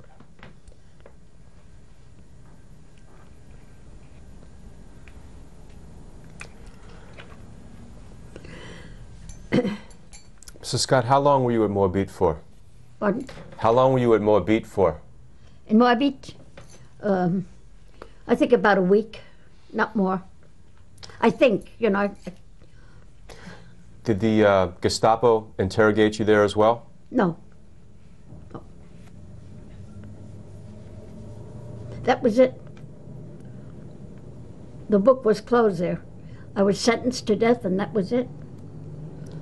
What do you mean you were sentenced to death? Describe that. I can't. They told me I was sentenced to death. They told me. They didn't tell me how they were going to do it. They just said that alles sperren, alles was forbidden, that I was lost for the world. That was it. That the world didn't belong to me anymore. In German, I can't tell you that. And what was your reaction when they told you that? None. I knew it. They told me already in Brussels that I was sentenced to death.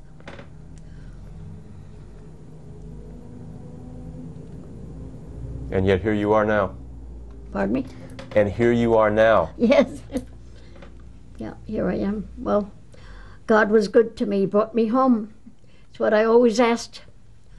I said, please, I know when I had typhus so bad, I was dying. I was really dying there. I felt it. And I asked him, I said, please, God, bring me home. Let me die at home. And I was delirious, and I got out of my bunker. And we were sleeping I got out, and there were windows like that, but no window pane, just windows. And I walked towards the end of the bunkers, and I was calling, Mama, Mama, come and get me, Mama, come and get me. And the girls, the prisoners, they were telling me, Mickey, keep quiet, Mickey, keep quiet. I could hear my name, and they were saying in French, Tais-toi, tais-toi. And then one of them grabbed me. She said, they're going to come and beat you up, and they're going to maybe kill you. Keep quiet, don't say. So they put me in bed, and once I got in bed, back in the bunker with them, then I calmed down, and my delirium sort of passed, you know. I wanted my mother, and I wanted my mother.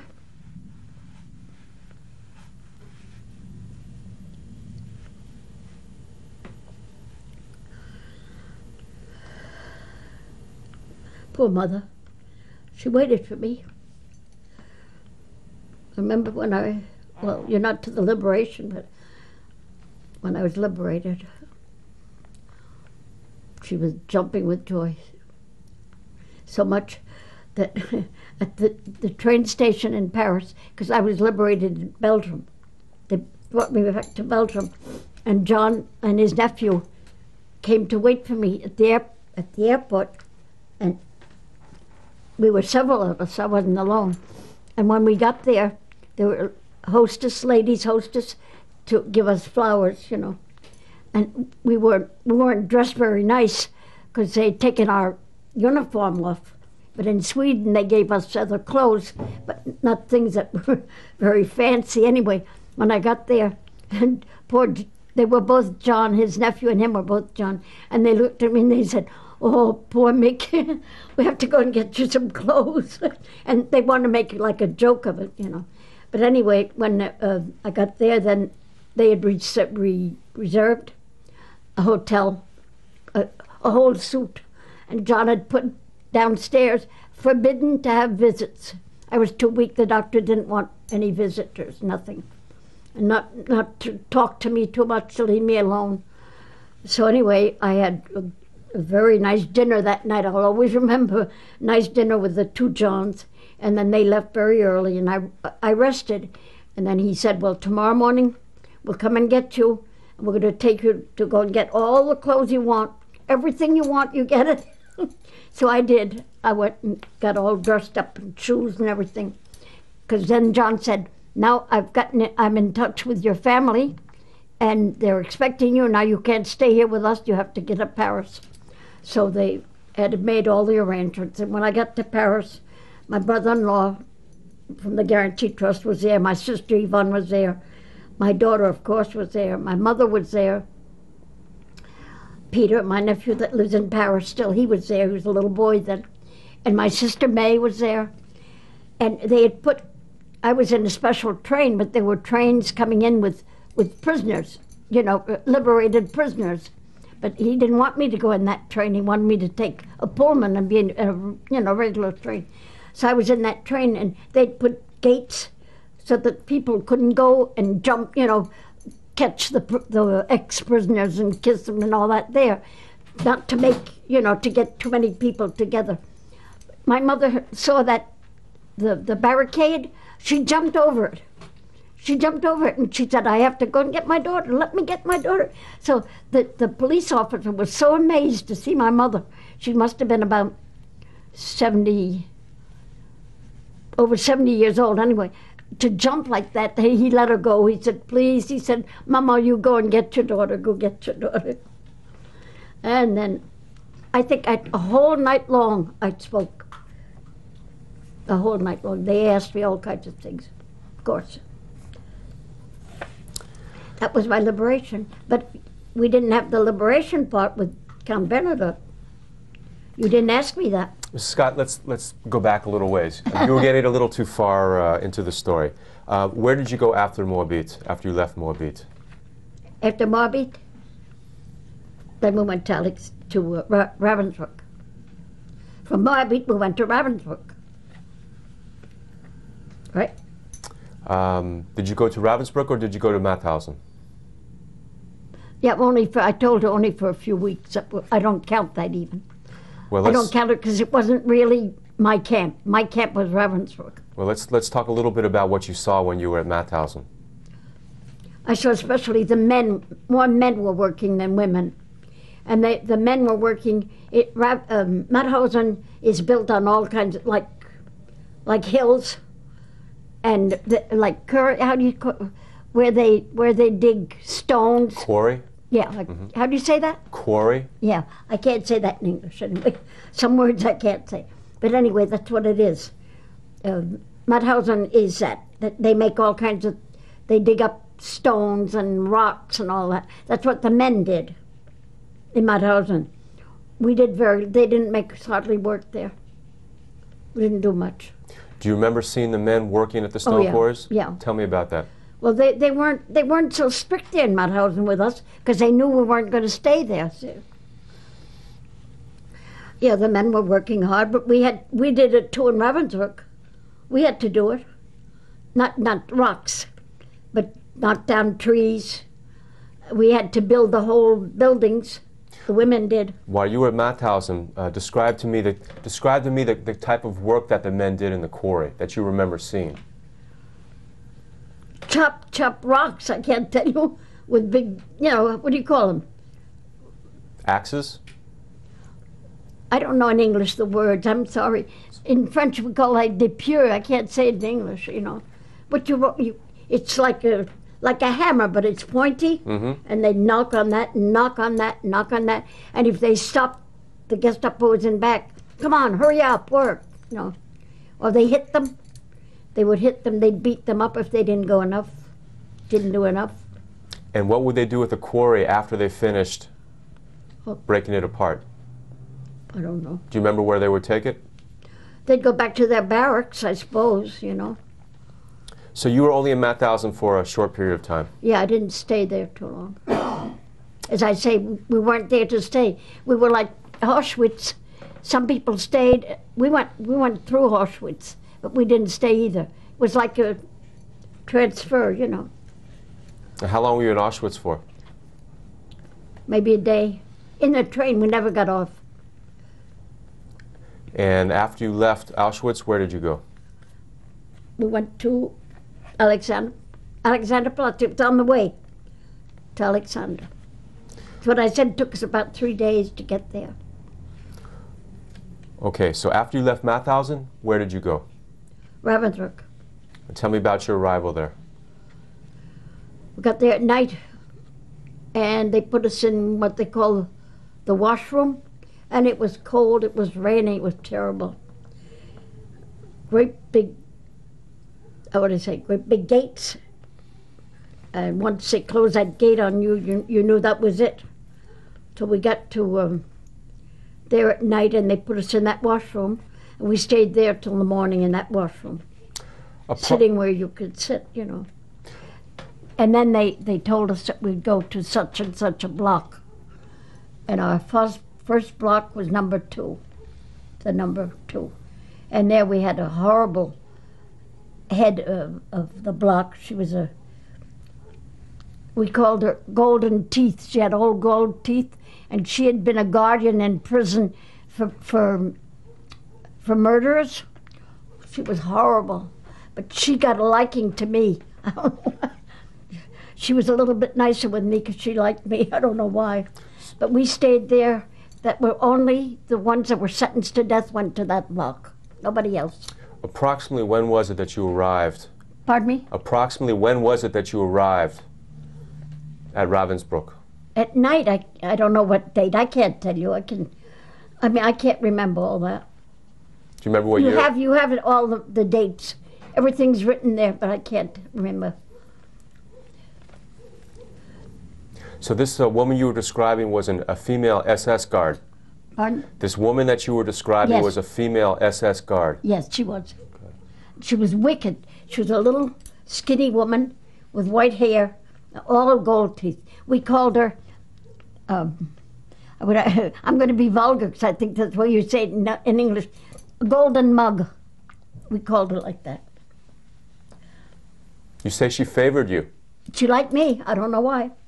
Did you get special treatment from her? No, no, but she didn't beat me up. I didn't get any favors, so I had to go to work like everybody else. What did you first start doing when you arrived there? My first job, wheelbarrow work on hills like that. Putting dirt in the wheelbarrows, going up a hill and dumping it. Go down, get another one and dump for nothing, nothing. Just to wear you out, you know. That was my first job. Then, after that, well, we had to knock down trees. Sometimes we did that. Every morning we went off with a shovel and a thing on our shoulder. After being counted, they counted us in the camp, night and noon and morning. You had to stand. They call that the still uphill. And you had to stay still, not talk, nothing. We did anyway. You had mentioned that your bunk were all the, you had mentioned that the bunk that you were in, they were all women who had been condemned to death. Yeah. Were there any Jews in that bunk? No, not with us. In the camp, yes, but not in our block, no. Tell me about some of the women that were in your block. They were Polish women, all sentenced to death. Lawyers, doctors, that all worked for the underground. There were French, Belgium, and Polish in my block.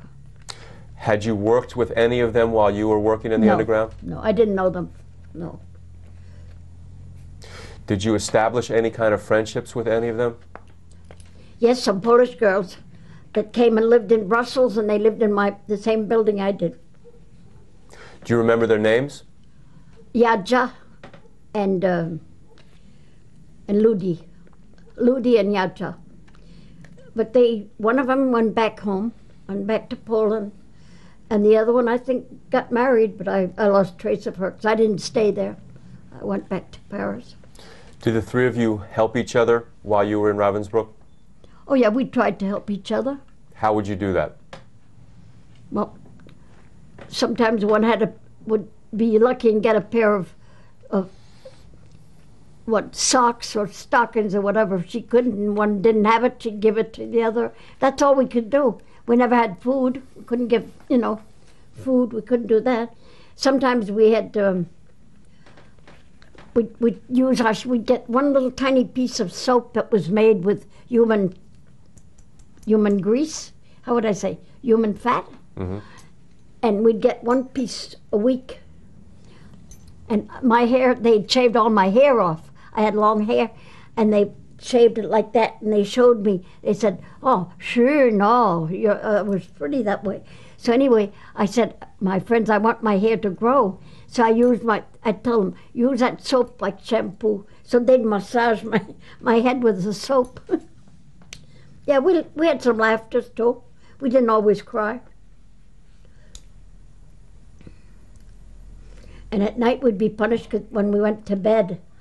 We all, I think it was 8 o'clock, no more noise or anything. You couldn't talk, no noise. But then we would sing.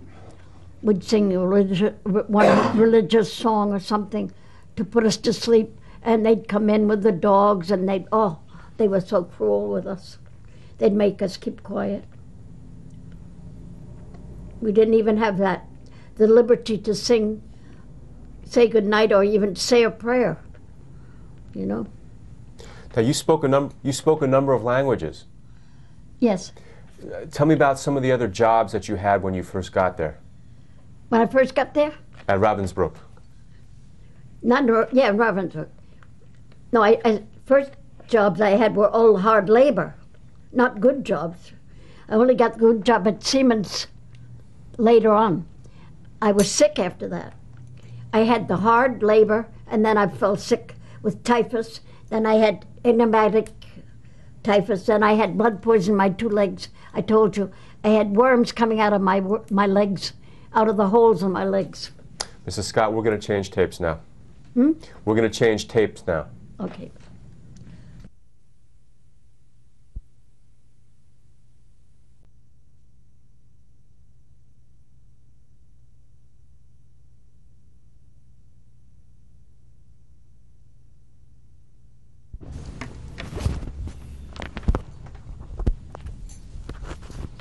This is tape number 5. Today's date is February 25th. The rescued and aid giver's name is Renee Scott. Ms. Scott, we were discussing your arrival in Ravensbrück. Tell me a little bit about the food that you had there. 1 piece of bread a day, ersatz coffee with camphor in it every day, black coffee, never milk or anything, no sugar. Every Saturday we had a little square of ersatz butter that we didn't dare eat because we thought it was made with human fat. So we'd eat our dry bread, and sometimes we couldn't eat the bread because it was rotten. It was all moldy, you know, moldy. But anyway, we had that. Then we had, every evening, we had rutabaga soup. That's, rutabaga is turnip that they give to the cows. You know, that big turnip? That's what we had every night. Then once every, maybe twice a month, we had that food for the birds, little grains, like, you know. They grow on, like, they grow long like that, then you take off the little grains. So they'd make that soup. And when we changed, the day people would meet the night people. We'd leave the camp to go back to our barracks. We'd stay in the camp, but I mean, we left Siemens factories, for instance, and we had to walk all around the lake to go to our barracks, and we'd see the night people. So we'd yell at them, "What is it for supper?" Every day we say that. So sometimes they'd say, "Miye is that little grain," and we were happy. Oh, we were so happy because that was a change. We liked it, you know. So that's all we had. Then once, about every 15 days or 2 weeks, we had a piece of sauce, salami, to eat with our bread. We never had vegetable, nothing, just rutabaga. That's why so many people were sick with having turnip all the time. Never anything else. I was dying. I said, if only I had a cracker with a cup of tea. That's what I wanted the most. I think we all did. Excuse me. I hope they don't see me blowing my nose like this. You look fine. So that's what we had to eat, nothing. But during the appel, you know, when they were counting us, sometimes it would go rather fast. Well, say 1 hour. That was short. That was a short appel. But usually it was sometime maybe 1 hour, 2 hours, maybe sometime 3 hours. Sometimes the whole night long. The first Christmas I was there, they put us out naked. It was so cold, because where Ravensbrück is, it's cold. It's going up towards Russia. and I can tell you it's real cold. They put us out naked the whole night long. The only thing we could do was to stay, you know, one next to the other to try to get a little bit of warmth. One from me and me from her. Because there was one missing in the whole camp. In the whole camp, when they counted, there was one person missing. So until they found that person, we had to stay out. That was a horrible, that only happened once, but that was a horrible thing I'll never forget. How we didn't all die of cold, I don't know. You won't believe it, I never had a head cold while I was in Ravensbrück. Never. And now I'm in Boston, I have allergy. What sort of clothing did you wear while you were there? Uniform, striped uniform. And for your feet? Sometimes we had a sandal, but we used to sleep with our sandals under our head because the other one that didn't have any would steal it from us. So sometimes they stole it and you had nothing and you stayed bare feet.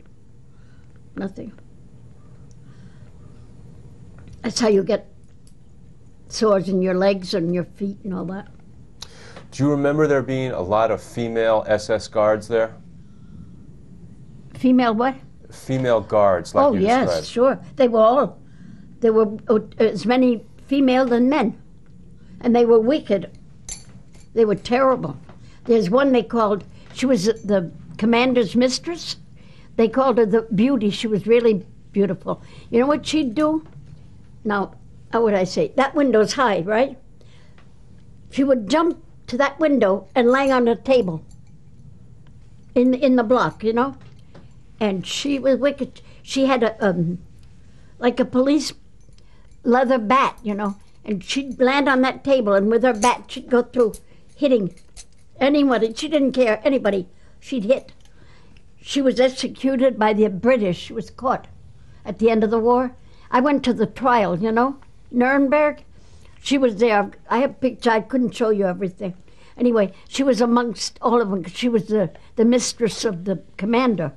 And the British caught her. Well, they caught her. At the trial, I think they were allowed to divide. The French had some, and the British had some. And I don't know how they did it, but anyway, she belonged to the English part, and she was executed in England. Do you remember her name? The Beauty of Ravensbrück, we called her. I have it there in the pictures. I don't know. We only called her La Beauté Vache. We called her the beautiful cow from Ravensbrück. That was the name we gave her. That was even too nice. A cow wasn't bad. She was bad. Then we had a man that had a great big ring, about 3 times that big. He killed the girls. He would kill the prisoners by knocking them here in the temple. He knew exactly where. If he was mad at somebody, he would kill them, and like that, right here, with his ring and his fist. Oh, he was mean. We called him La Vache Noire, the black tiger, we called him. Oh, he was cruel. He was caught. I think the Belgians had him. Like Belgium had Baggins too. Do you remember any of the selections they had at Ravensbrück? Selections? Yes. Of what? Of people. Selections of prisoners. They came to visit us, you mean? Selections of people to be sent to the chambers. Or to be killed. So many, I wouldn't know. So many that were killed, I couldn't tell you. I know some of my friends, I didn't know their name, but they were friends. We were all friends. When we were suffering together, we were all friends. I know some of them, they'd come and tell them that they were going to be liberated and they were being executed. But I wouldn't know them by their names. Do you remember seeing any of these executions? No. I saw men hung in the camp our first Christmas, they hung a man, and we had to go and walk around him and look at him while we were. That was our Christmas tree. Poor man. He was all naked, and they hung him on a pole like to make a cross, and they put his arms like oh, horrible. We had to look at that.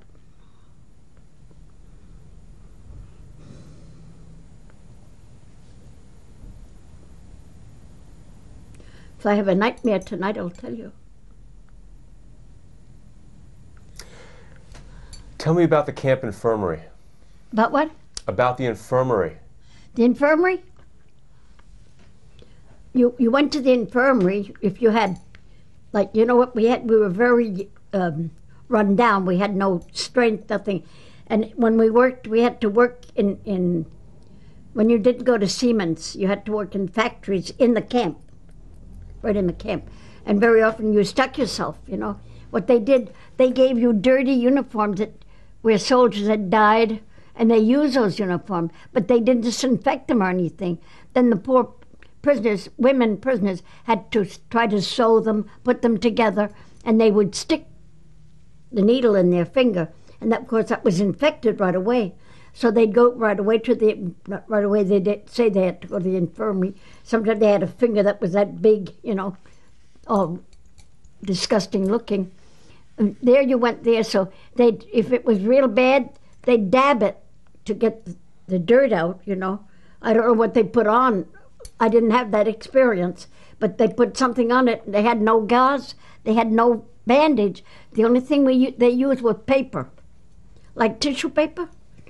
Like you'd see all the girls like me with my legs. They put tissue paper around your leg. They had no bandages. Everything went for the war, for the soldiers. So we didn't have anything. But the infirmary, they didn't give you anything. You were sick, you were sick. You were sick, will die. That's all. They didn't care. You mentioned you stayed healthy there for a little while, and then you became sick. Yeah, I was healthy. I was sick when I got there. Still, yeah, they took me away from prison. I told you I had a cold, then I had pleurisy, so I wasn't too well. And I got there at night. It was cold, and I got cold again. There, I started to be sick.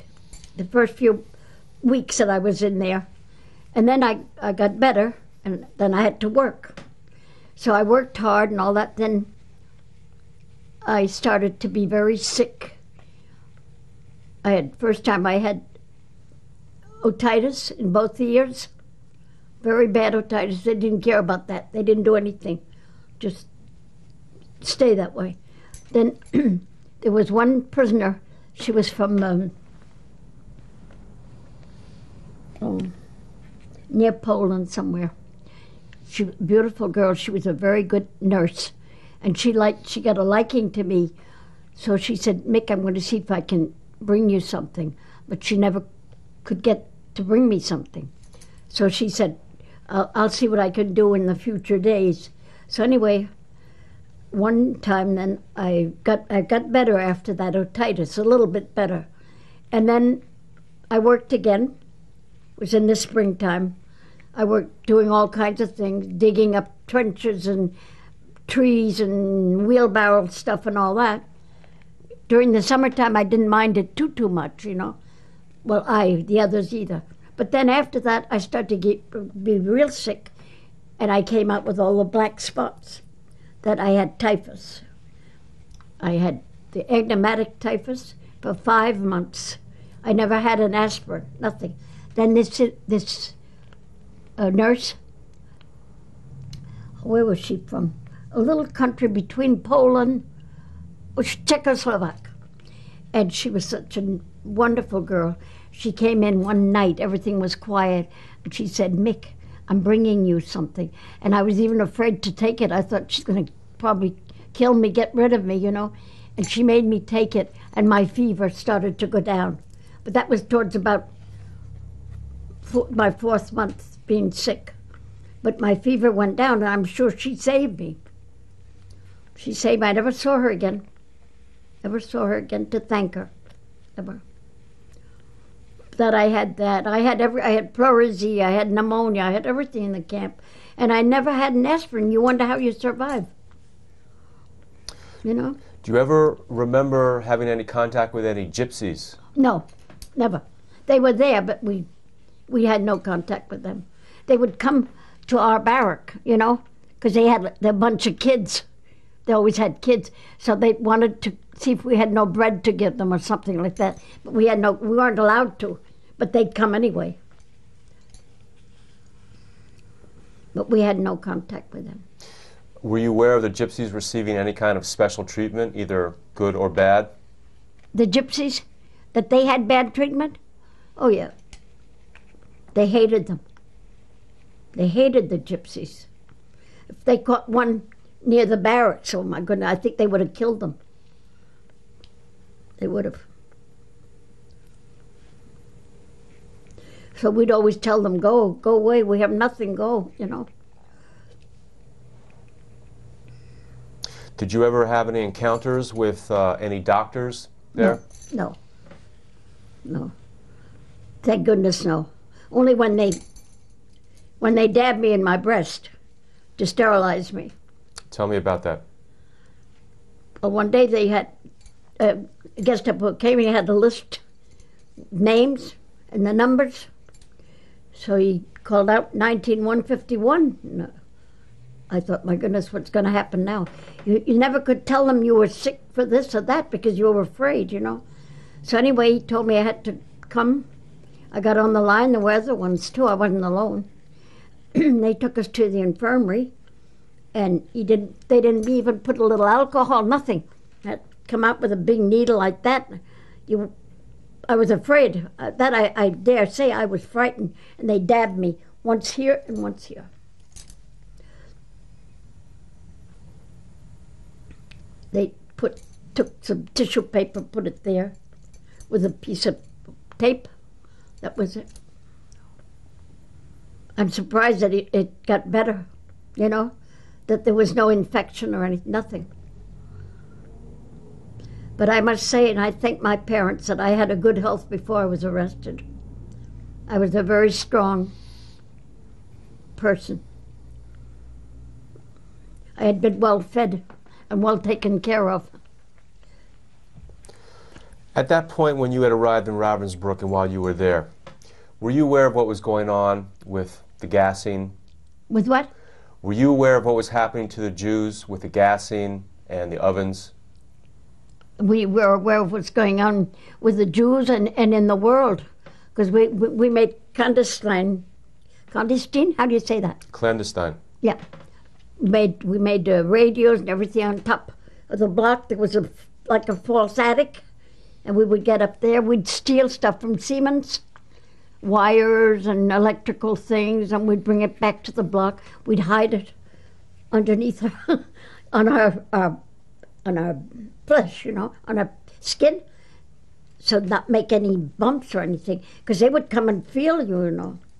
If they saw that you had a little bump, they'd come and feel you and say, what do you got there? We'd try to steal anything we could, you know. So anyway, we'd bring it back, and the girls that had notion to make electrical things, they would. And I'd always remember the time Roosevelt spoke, and we had the whole thing. Oh, were we happy? They couldn't make us keep quiet at the appel, and they were wondering why we were so happy, why we were happy. They didn't know what we were doing. They never had the idea. They were intelligent, but they weren't intelligent enough that time to know that we were making radios up there. We were so happy. And they were always telling me, oh, you know, Mick, what's the matter? Nothing. Oh. You know, Mick, we're gonna die here. I said, no. I said, we're now in the spring. I said, sometime this year we're gonna go home. And they said in French, "T'es folle, folle, you're crazy." I said, no, you're gonna see, we're gonna go home. And sure enough, that was in the spring, and towards April, May, they started to, you know, we could see something was changing. They didn't dare be quite so cruel in the appels and things like that. And then we would see the Red Cross would come, and they would give packages for us, but we never got them. They ate it. They took them. We wouldn't get them. And then less Jewish people were coming in. Less Jewish girls were not coming in as much. There weren't so many left either, poor things, you know. But there were less people coming in, and they had stopped the convoys of Belgium and French were not coming in. We said, there's something going on here. I said, I told you we were going to go home. Sure enough, the Red Cross was coming in. Mrs. Scott, tell me about your work in the Siemens factory. Oh, they were working with little precision things. We were all at a bench, windows here and a long bench and table here. That's where that French girl that blew up that cinema in Paris, she was next to me. And we had little tiny things, small like my little nail there. And we had to work with these precision things and make long ones. So we'd have to put them together. And when they were almost together, then we'd break them. But watch that he wasn't in back of us, because he was going in back and looking to see what we were doing. Otherwise, we would have been punished. We did that. The first time they put me in Siemens, I was in a room, and I had to break rocks a whole night long, break rocks. I said, this is Siemens. So the next day, the guard was nice that was there. He said, this is not for you. You can't do this. You have to do something else. So he brought me to the chef, one of the chefs at Siemens, and he said, let me see your hands. So I showed him my hand. He said, what did you do in life? I said, nothing. I was a ballerina. He said, oh, that's good. He said, we need hands like that here. That's before I worked with the precision. So he said, you have nice dry hands, and you have little fingers. We want you. So he put me at the benches, and I stayed there until the liberation. Not working, but breaking. I broke a lot, and I wasn't caught, thank God. What happened to the girls who were caught? Pardon? What happened to the girls who were caught? Oh, they were punished terribly. Beaten up. Beaten. That's all they knew, was to beat and hurt.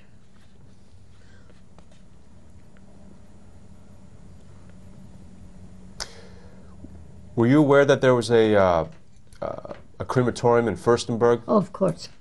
Tell me about that. There was a crematorium, and there was everything you wanted there. Torture rooms, everything.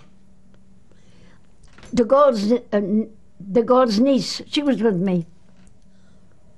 President de Gaulle, she was with me, Geneviève de Gaulle. She was in the block right next to me. I'd see her every day. She was sentenced to death too. She was a good underground worker.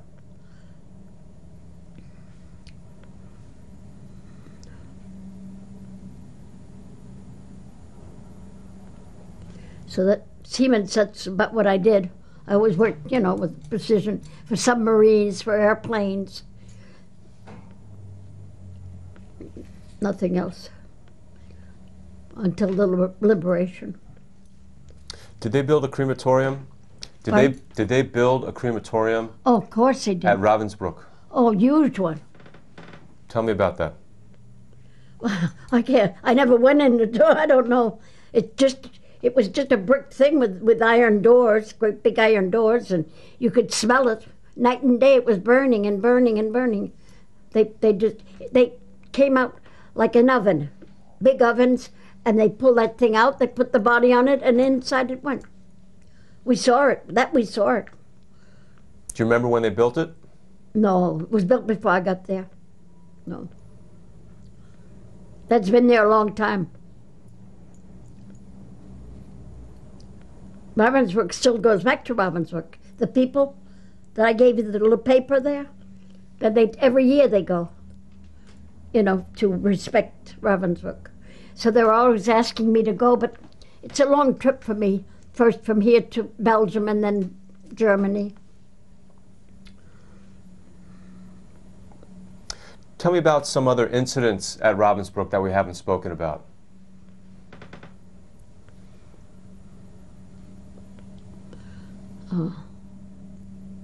Well, Ravensbrück was built on top of water, apparently. I don't, I suppose it's true, because there were great big, on the ground, there were great big, like you'd say, iron, like you'd say doors. But they weren't doors, it was like a plate, you know, like a plate, a flat plate. And apparently they always told us, if anything happens, we will flood the camp. And they would open up those things and let the water come out.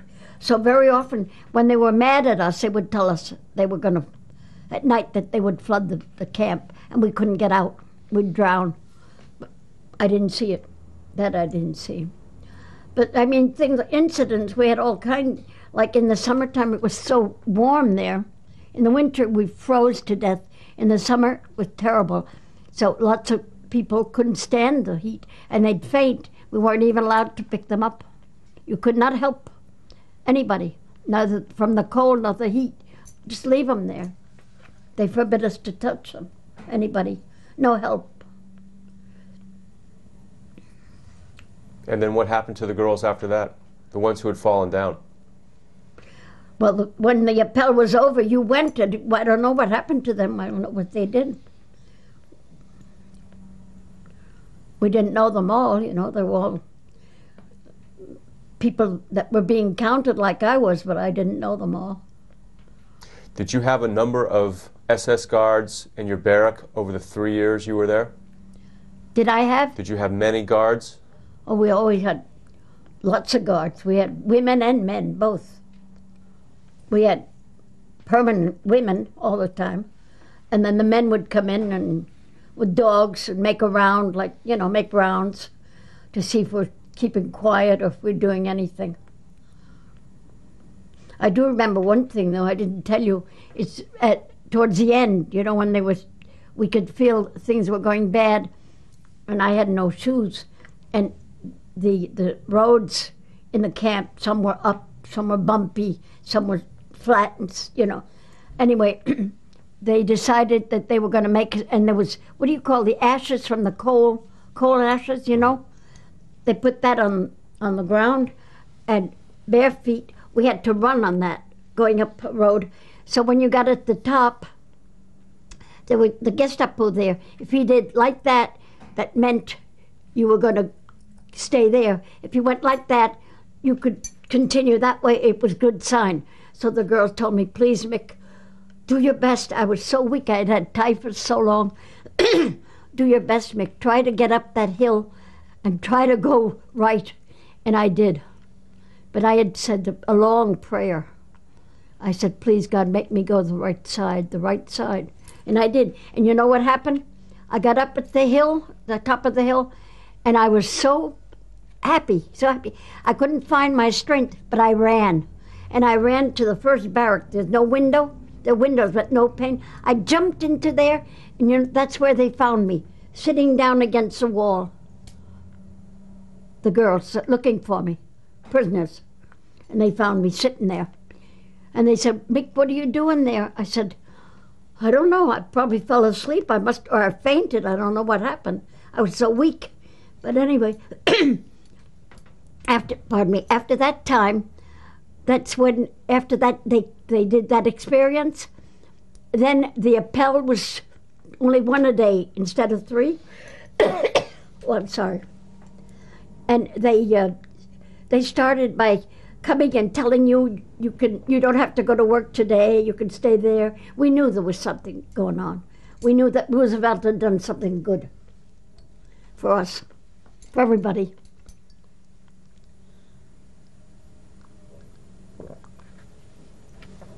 Excuse me.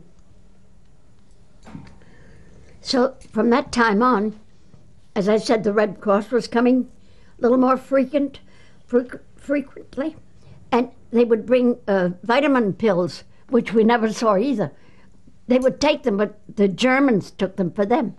The officerines and the officers keep them for their families, not for us. But anyway, we didn't care. We said as long as they're bringing stuff in, that's a good sign. So Scott, we're going to change tapes now.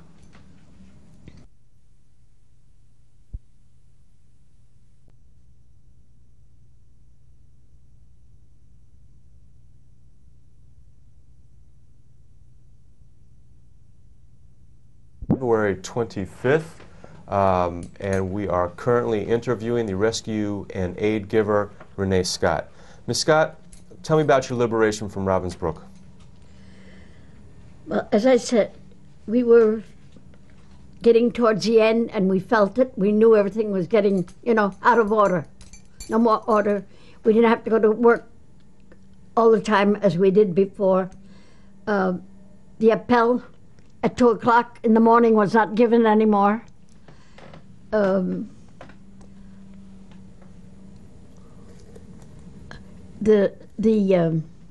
guards were coming to the camp drunk. They'd drink, come to the guard. They didn't know what they were saying. They didn't know how they were counting us, nothing. So everything was going really breaking up. So then 2 or 3 days after that, they came in the blocks and they said that they would come later on and call the numbers of people that had to go up front. We call that the Champs-Élysées of the camp. And there was a Grand Place, a big square.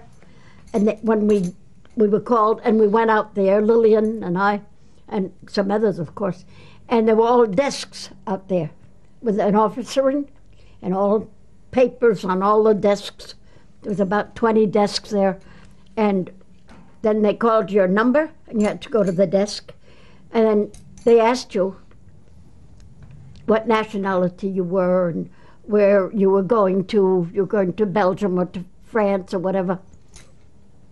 They took all that, the information they wanted, and then you go back on the lines, standing up in lines. And they kept us like that a whole day long. That was bad. Whole day long we had to stay there in line.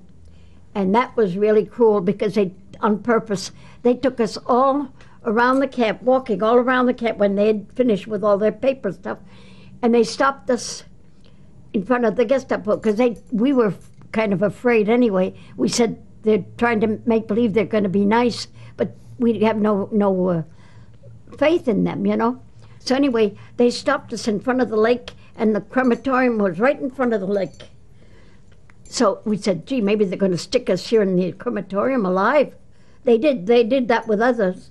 We weren't surprised, So Lil said, listen, if you see they open that, we're going to jump in the lake. You stay with me. Even if we can't swim, it's better to die in the lake than to die in that oven. So we stayed there, and we stayed there for hours and hours, and they kept opening up the oven and making it work and closing it on purpose to frighten us, So anyway, around, I would say, maybe 4 o'clock, it was late, 4 o'clock in the afternoon, here we started to move a little bit. We were so glad to get away from that crematorium. So we started to walk, and then along the lake, there were all the officers' homes were there, beautiful homes. So they walked us near the lake in front of their homes there. And from there was a little road that went up to Furstenberg, to the village of Furstenberg. That's the only nice thing we had when we were being counted. When it was a nice day, we could hear the bells of the church.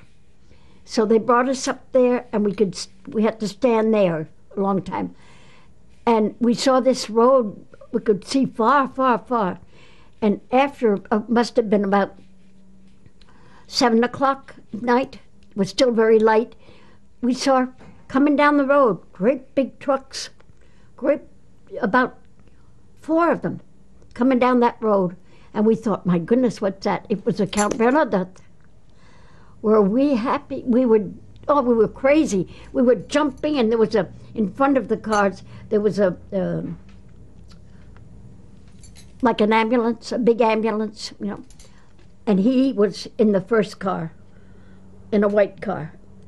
And we wouldn't let him get by. We wouldn't let him get by. We would jump in front of the car. He said, it's all right, don't worry. He spoke English. Don't worry, he said, I'm here now, you're okay. But her name was Bins. You want to know the mistress of her name, you want to write it, B-I-N-E-S, Bins. She was there, and she was still hitting us with that bat. He was looking at her, and he couldn't tell her to stop, but she was still hitting us. because she saw we were so happy, you know. Anyway, he said, I'm not going to be long, but I have to go. So he went into the camp to talk to the commander of the camp, that Vin's boyfriend. Anyway, he went in there and he stayed for a while, and apparently, now, how true this is what we were told. Don't tell me it's not true, or it is true. I don't know how true it is. Apparently he made, how do you say, negotiate. He negotiated? Mm-hmm. Is that correct? Yes, yes. And he bought us for gold and for flour. He gave the Germans flour and gold to get 165 of us. He bought 165 that day. That was the first transport. I was in that one. So when he came back, we wouldn't let him get by either. We said, you can't go, you can't go. He said, but you're coming too, you're coming too. So all those military trucks had a big, but there was no door. And they had like a shade that comes down. I can't explain that. And so Lil and I were always together. So we took one of the last ones. Excuse me. So we got into those trucks, and apparently the Red Cross had Red Cross packages, and they were giving them out to us. I don't know why. I think I was one of the shortest, but I didn't get any. But I didn't care. I said, I don't care when I get in the truck. So we got in the truck, and there were 2 ambulances that followed. Some prisoners were too sick to get in the trucks. They put them in the ambulance. And we started to get off, and all these trucks were driven by American volunteers, boys that had worked, were soldiers over there, and were volunteered to take us away. So when we started to go, it was getting dark, about 8 o'clock probably when we started to go, and we were all so tired that we just fell on one another and just fell asleep. And all at once we woke up, Lillian and I, and we heard very, very, very, very quietly, we heard that thing going up to let air come in. And then we heard what somebody said, they're all right, they're all right. So Lillian looked at me, she said, did I hear something? I said, yes, I heard they're all right. So we looked at the boy, he was an American boy, I don't know where he was from. We said, you speak English? He said, yes, I'm American. Oh, we said, gee, we speak English too. So he took us, they took us in their arms like that, and they put us down on the ground.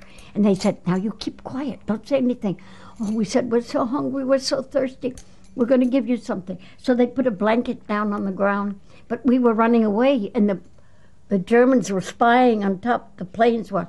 So he said, no noise, and don't talk until we tell you to talk. So he put the blanket down. He said, would you like some tea? Oh, tea, what's tea? So they had the little military things that you can't see, I don't know how they do it, but anyway, they had military little stove or whatever, I don't know how they do it, but with batteries probably, I don't know. Anyway, he made us tea, and he gave us something to eat. Oh my goodness, we didn't know how to thank him. So he stayed with us, and he made us get back into the truck. And that same day, that night, they were bombing right near us. We were right near. So the commander of the convoy said, no, we can't go yet, we have to stay. So we stayed there, and the next morning, early, we start to go for Lübeck. That's at the border of Denmark, almost Denmark. It's Germany still, but it's one of the last, where Lübeck is from. So anyway, we're going to Lübeck, and before Lübeck, we were shelled by the Russians.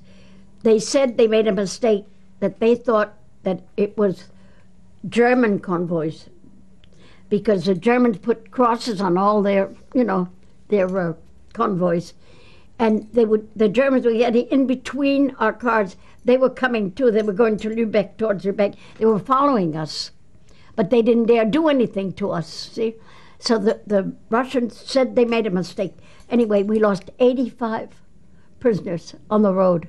There were heads here, the arms there. It was awful.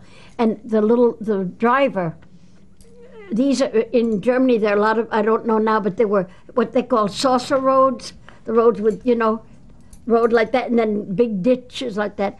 And he had the présence d'esprit. He thought, I'm going to dip them in, and he dipped us in that ditch. That way the plane went on top of us. It didn't hit us. And we got out of that plane as if nothing was. You would have thought we were a bunch of chickens running away. Where we found our strength, I don't know. But we got out of there, and when they came, the Red Cross came to look, they were with us, you know, following us. They came to look for us. We were sitting there opening up the packages to eat. We didn't think of anything. Then he told us he had sad news to tell us that we had lost a lot of prisoners. So then we had to get back in the trucks, and getting to Lübeck. When we got to Lübeck, they're German people, but apparently they didn't know what to do to try to make us a little more comfortable. Some had made soup, and some had wanted to give food and all kinds of things. So we did. They told the Red Cross said we could accept it, you know. So it had been probably tested, I don't know, but anyway. So we ate a little bit there, and then from there, I think they transferred us to trains, but in Lübeck, right near where the bus, the convoy came, and they put us in sanitary trains with a nurse and a doctor. The ones that could sit up, okay, those that were too tired had to lay down. And we were normally going towards Denmark. They wanted to take us to Copenhagen, and we got, I think we were about, I don't know, maybe 50 miles away from Lübeck, and they started again shelling. So they stopped the train, they made us get down. We had to hide again in the ditches and in the, you know, on the side. Then we got back in the train, and I think we didn't go too far with the train. They put us back again in buses, in a bus, I think, like a sanitary bus. And there we went, that was one night, 2 nights. That must have been the third. That happened in the morning. That was at night, then that was the next morning then. And we went maybe till noontime. And they put us back again in a train. Got back in the train, and there we went to Padborg. We were at the Danish border. And Padborg is the first city that we met, and we got off in Denmark. And when we got there, the music was waiting for us, a big band. The mayor was there, flowers were there, a huge, great big farm like they have in Denmark, beautiful farm. They had transferred that farm into a village for us. There were doctors, there was nurses, there was a restaurant, there was everything for us. And they wanted us first to get all washed up. They'd made washrooms and everything. We had to get washed up with the help of a nurse, and they gave us something clean to put on, like a overall, clean overall, and then we had to go and rest. They wanted us to rest at least 1 hour. So we went and rested in folding beds, all clean, all made of paper. Everything is paper in Sweden, in Denmark, everything is paper. So we rested, and then when we got up, they told, with the music, they got us up, and the mayor and diplomats from the city and other cities came and spoke and all that, and they said they had great big long tables set, beautifully set, flowers on the table and all that, and they served us a dinner like we hadn't seen in 3.5 years, I'm telling you. So we had dinner, and then they made us rest again a little bit. Then they put us back in trains, but we were a little bit cleaner, not clean, but cleaner, you know. We got back in the trains, and there we were going to travel in that train to Copenhagen. It was quite far. And the Red Cross came and spoke to Lillian and I, because we spoke English. And he said, the Gestapo is on the train, but don't worry, because they will come and they're going to try to frighten you. But ignore them. we're here, and ignore them. But we were afraid anyway, because they had revolvers, and they didn't care what they did. So anyway, we continued to go, and effectively, one of them came and he said, to Lillian and I, he said, in German, he said, you think you're going to get home, but you're not going to go home. You're not going to get that far. Anyway, we made believe we didn't understand what he said. So we continued to go, and we got to Copenhagen. Then in Copenhagen, they got us off the train, and they were going to put us on a boat. So we got to a boat, and that boat was turned into like a hospital, like a hospital boat. And there, a doctor, two doctors, as we got on the boat, he just looked at us a little bit, asked if we had anything, special that we wanted to be taken care of. We were too nervous. We wanted to get on the boat. We didn't care. We got on the boat. That's what we called our dirty boat, because we were still dirty. So we got on the dirty boat, and they served us something to eat again. So we had something to eat, and then I think it was about early evening. Maybe I mix up with my times anyway. Early evening, it was still light. They told us that we were going to change boat. But before changing boat, we were going to go in buses, and we were going to go to a school in the city, in Copenhagen. And we thought, school, why are we in the school? But that school was all turned into a department store. And on one side it was like a hospital. Doctors were there, all separate rooms. Nurses were there. And you had to go and see the doctor, and he looked at your ears, your eyes, your throat, and everything, see if anything special. Then you went to the nurse, and she'd take other tests. Then you went into a washroom, and the nurse was there, and she'd give you a bath. Each one had a bath. And then you get out of there, and you'd go into the department store. They gave you like a kimono, like a little kimono to put on you, and you'd go into the department store. And everything was marked, the sizes. There you had stockings, there you had shoes, there you had panty, underwear, all kinds of underwear. Then further, everybody had the same thing. Little Dutch overalls with little Dutch wooden shoes. It was cute. Little red ones and little blue ones. So we were all dressed like Dutch. Everybody was Dutch. So when we got out of there, now they said, now you're going to go in a clean bus, and you're going to go all around the city. So we got in buses, and the people didn't know what to do. They were all there, their arms full, cakes and candies and everything they could give us. Then when we got through with that, they took us down back to the clean boat, going on a clean boat. And from there, we were going to Malmö on the boat. And that's where that German, that Gestapo had said, you're not going to get home, because he said that there would be a bomb that would blow up the boat. So anyway, we got on the boat, and we got to Malmö very nicely. Took about 2.5 hours, I think, from Copenhagen. Then when we got to Malmö, we were taken to the Museum of Malmö. And that's where Lillian and I were interpreters, at the Malmö Museum. And there, when we got there, we stayed there for, I think about a week or 10 days. And there, they put selections of where we would go. So we were sent to Pietrud. That's about 90 miles away from Stockholm, in the country, way out in the country. So we went there, and after the week we stayed at the museum, we went there, and we stayed there until we got home. I think when we got home, probably in May or something like that, we got back to Belgium.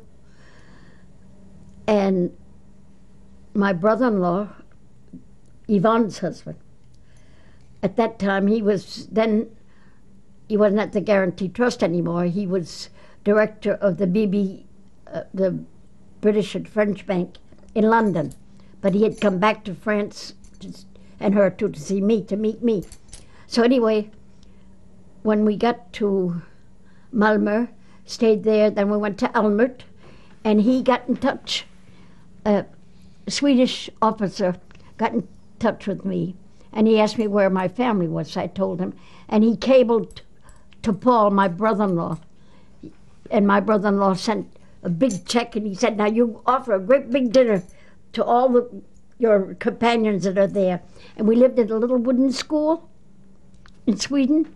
We stayed at that little wooden school all the time we were there, and there was everything there. You could cook, you could do anything you want. So I said, the nurse was the minister's wife. So she went and did all the shopping, and we had a great big dinner. We had a good time, I'll tell you. So that's the way we stayed in Malmö, Pietrud, I mean.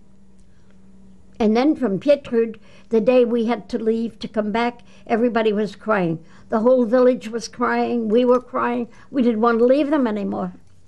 They were so good to us. That's what I said, Sweden is my second country. They saved me. When did you first come in contact with John after the war? Pardon me? With your fiance?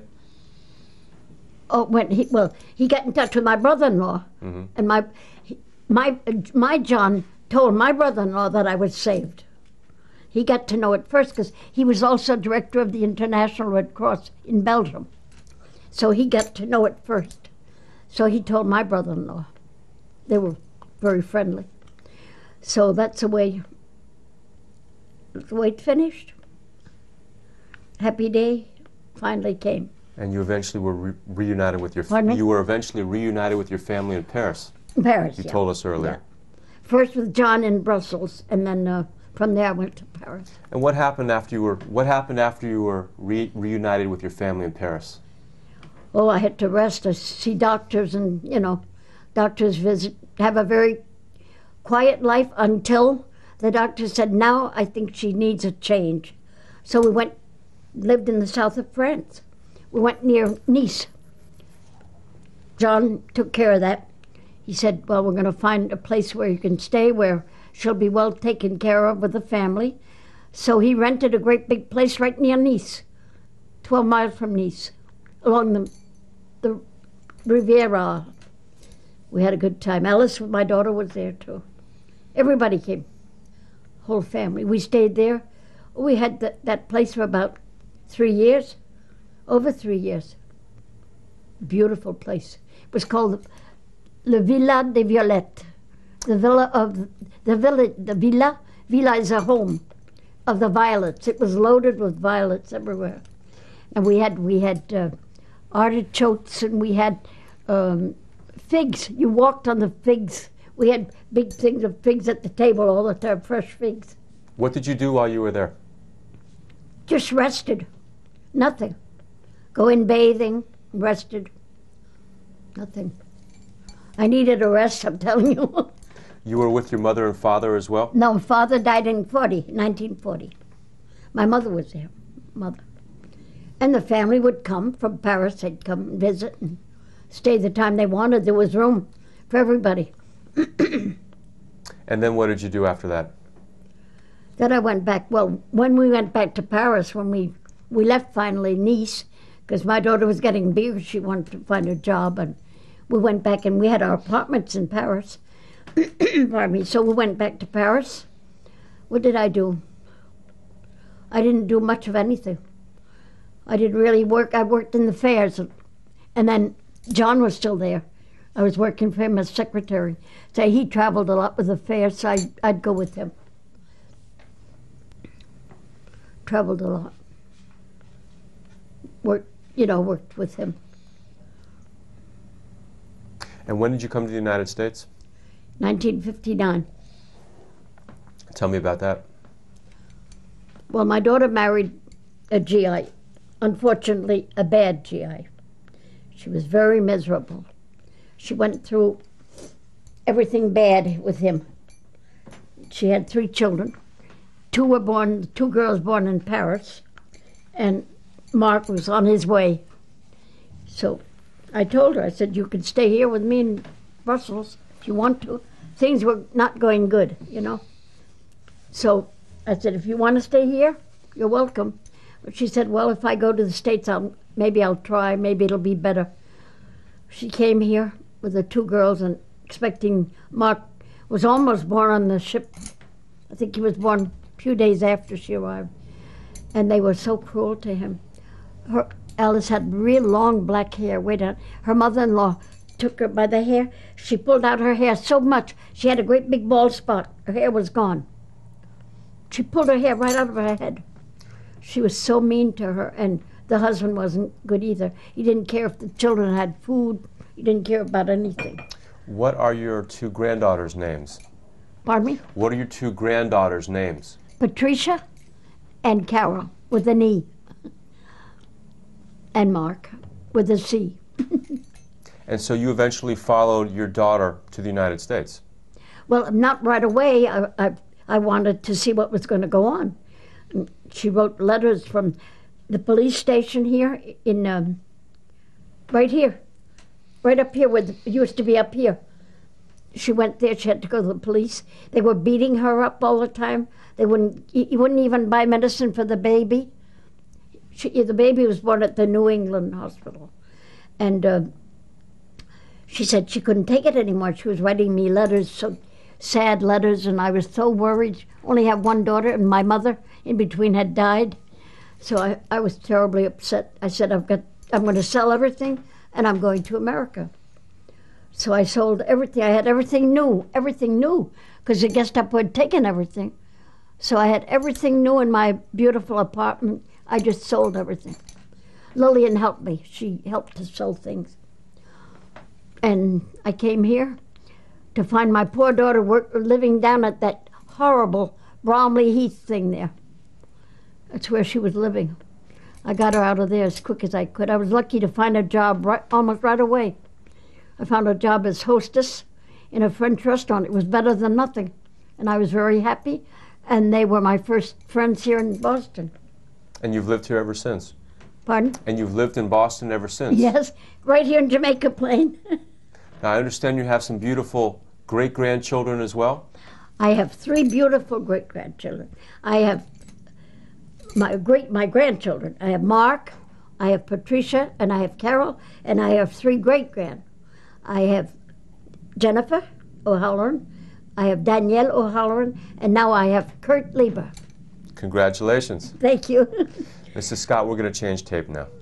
Pardon me? We're going to change tapes now. Okay.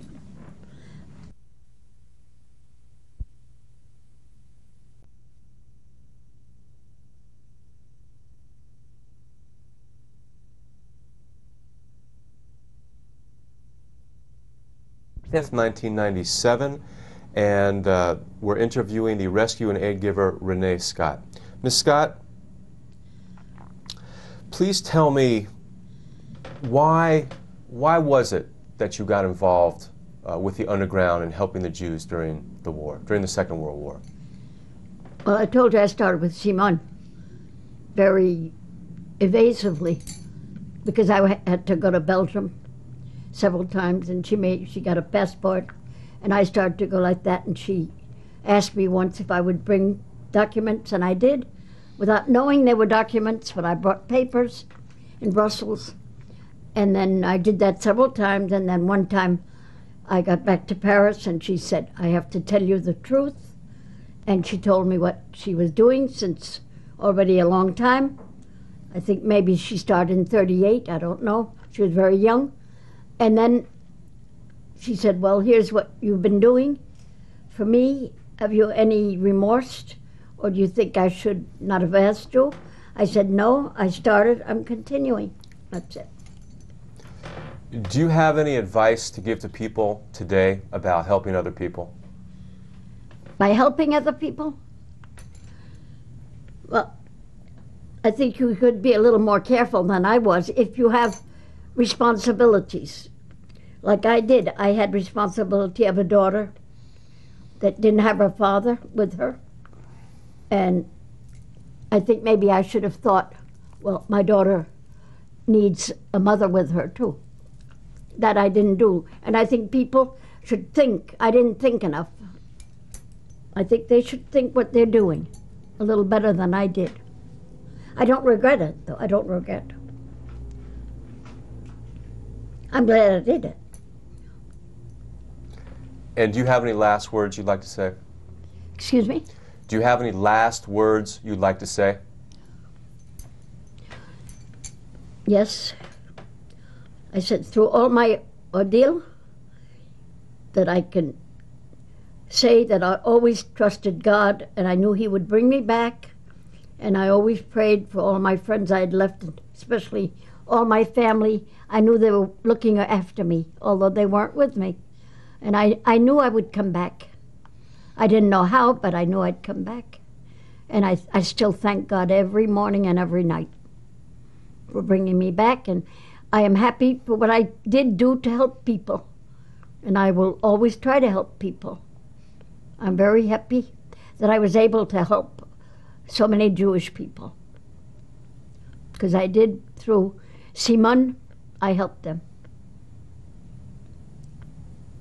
Mrs. Scott, on behalf of everyone who's seen this, I want to say thank you. I can't hear you. On behalf of everyone who has seen this or will see this, I want to say thank you for everything you've done. Thank you very much. I want to say thank you. I'm saying thank you to you. Yeah, right. That's what I said. Thank you very much. Well, I did it. I did it with all my heart, and I'm always ready to help people. I don't say I'd go back in a camp though, but I'm always happy to help. I know my mother, at a certain time, had reproached to me that I should have told them something, because they suffered a long 3.5 years of silence without knowing where I was. If I had told them, well, you know, I'm doing this and this, then maybe they would have said, because our minister tried to find me in Belgium. He couldn't find me. Everywhere he went, they said, she's gone without leaving an address. That meant you were dead. So, of course, my parents, my family suffered a lot by my silence.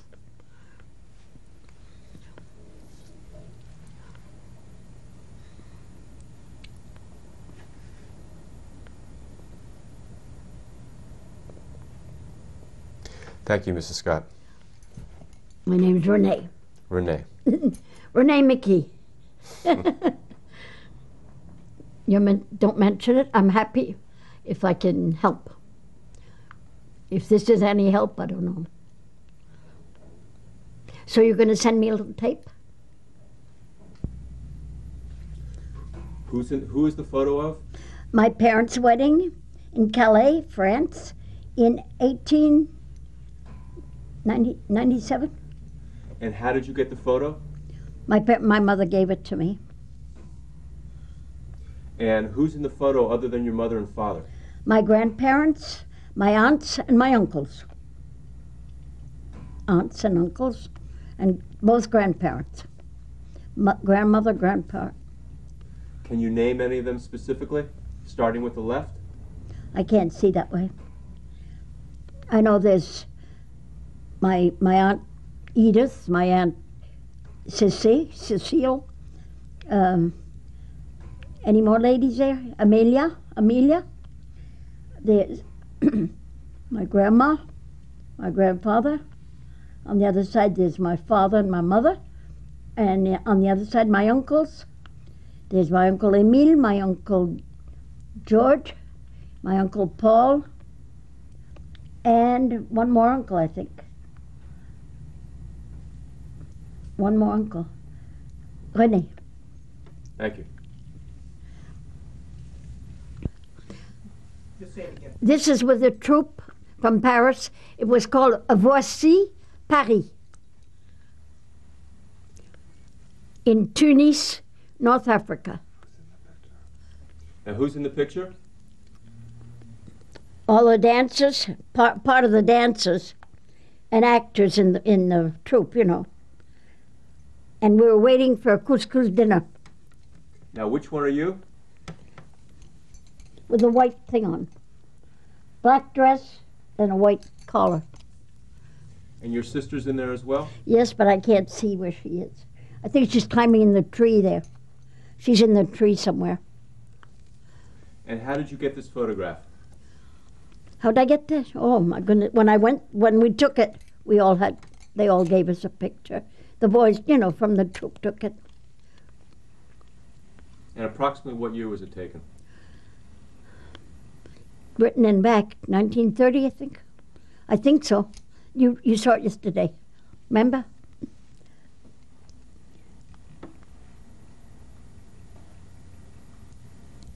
There were some better ones at that, though. You didn't take the better ones. That one's worn out.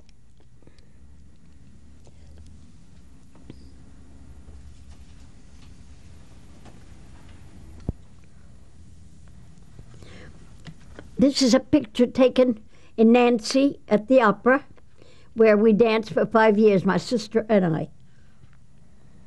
And who is that a photograph of? That's a picture of me, Renee Scott.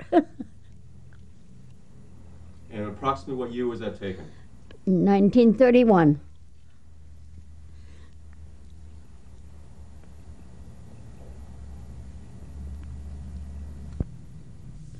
This is a picture of my sister May and myself in Lille.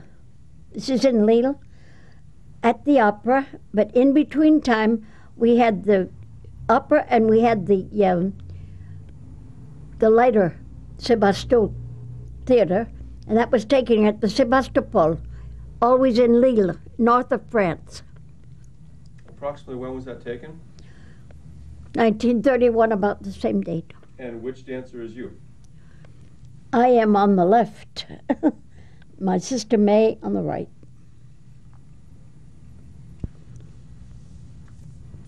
This is a picture taken in 1940, beginning of the war, with Simon and I at the Belgium Chamber of Commerce.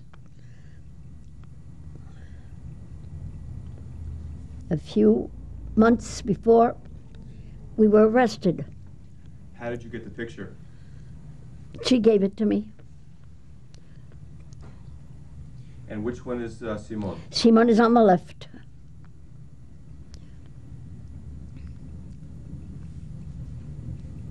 Lieutenant Parachutes. Sorry. That's Liliane, one of my very best friends. She was lieutenant parachutist for the International Underground, and she survived a shot that she received by the Gestapo in her back, came out under her heart. She survived that because she was saved by farmers right in the field where she dropped, but she killed the German, and the farmers took care of her and got her better, and I met her again in the camp in Ravensbrück. What was Lillian's last name? Freter, F-R-E-T-E-R. And do you know approximately when this photo was taken? Yeah, that's after we returned, probably in 1945. And how did you get a hold of the photograph? She gave them to me. I was her best friend. I lived with her.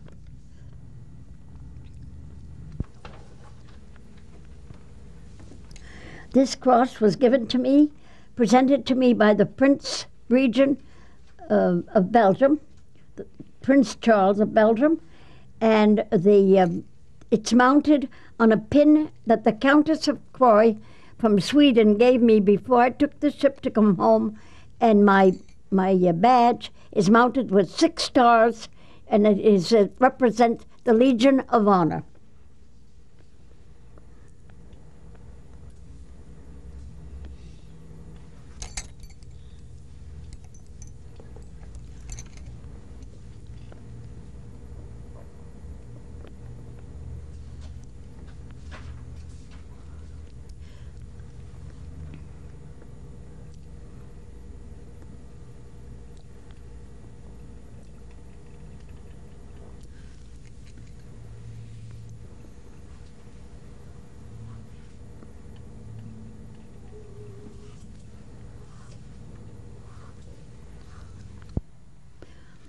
This plaque was offered to me at B'nai B'rith up in Chestnut Hill at a big dinner that Mr. Larkin and his friends offered to me in recognition of what I had done during the war for the Jewish people.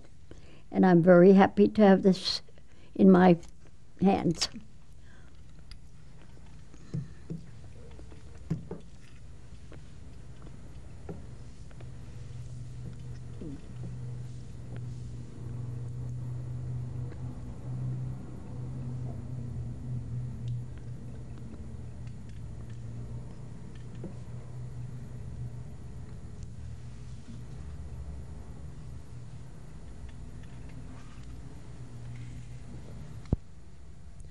These pictures were taken at, not City Hall, what, the other one?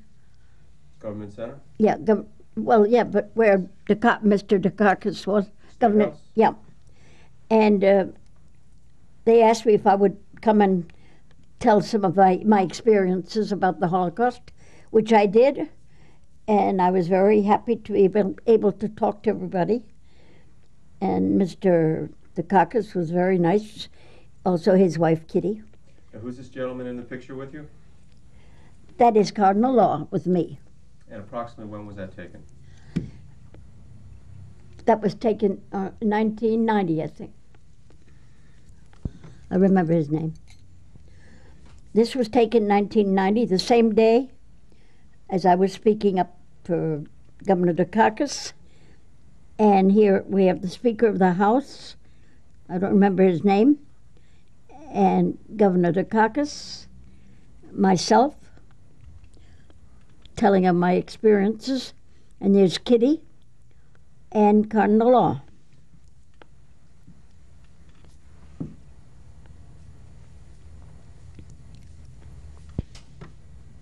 This is a picture taken after the dinner at B'nai B'rith in 1981. The dinner Mr. Larkin and his friends had offered us. And on this picture, there's my daughter on the left, my granddaughter Patty, Patricia, my granddaughter Carol, Patty's husband James, and myself in the middle.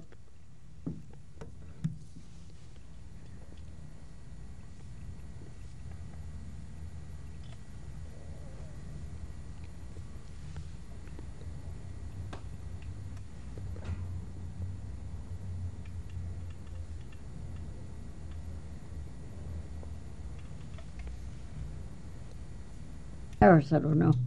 There's no date on the front, unfortunately. This is a picture of my daughter taken in Paris, and I presume it was in the early 40s, 44, something like that. And what was the context of the picture? Was this from a movie? Nothing. Yeah, I don't think she was in the movies there, but it was one of her pictures in the movies.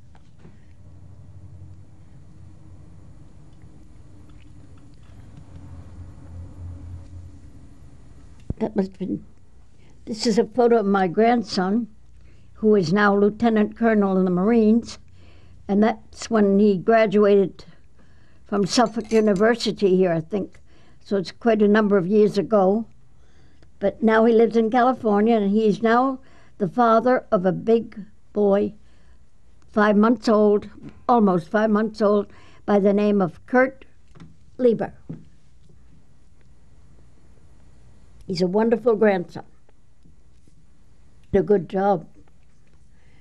This is a story that my wonderful little great-granddaughter wrote about me. She goes to Latin Academy School, and they asked the children to write a story on their family, somebody of their family. And she chose her grandmother, her great-grandmother, who was me, and she wrote a story about me, about all my experiences in the camp and I think my return. And she won a computer of $3,000 from, I don't know who owned, the one that makes the spaghettis and all those things. They're the ones who gave the computer. And I think she really made a very good story of it. She had a lot of research to find, to write what she did. And she got pictures together. I never knew anything about it. She surprised me with it. What year did she write it? A year and a half ago. 1995? Yep, 95.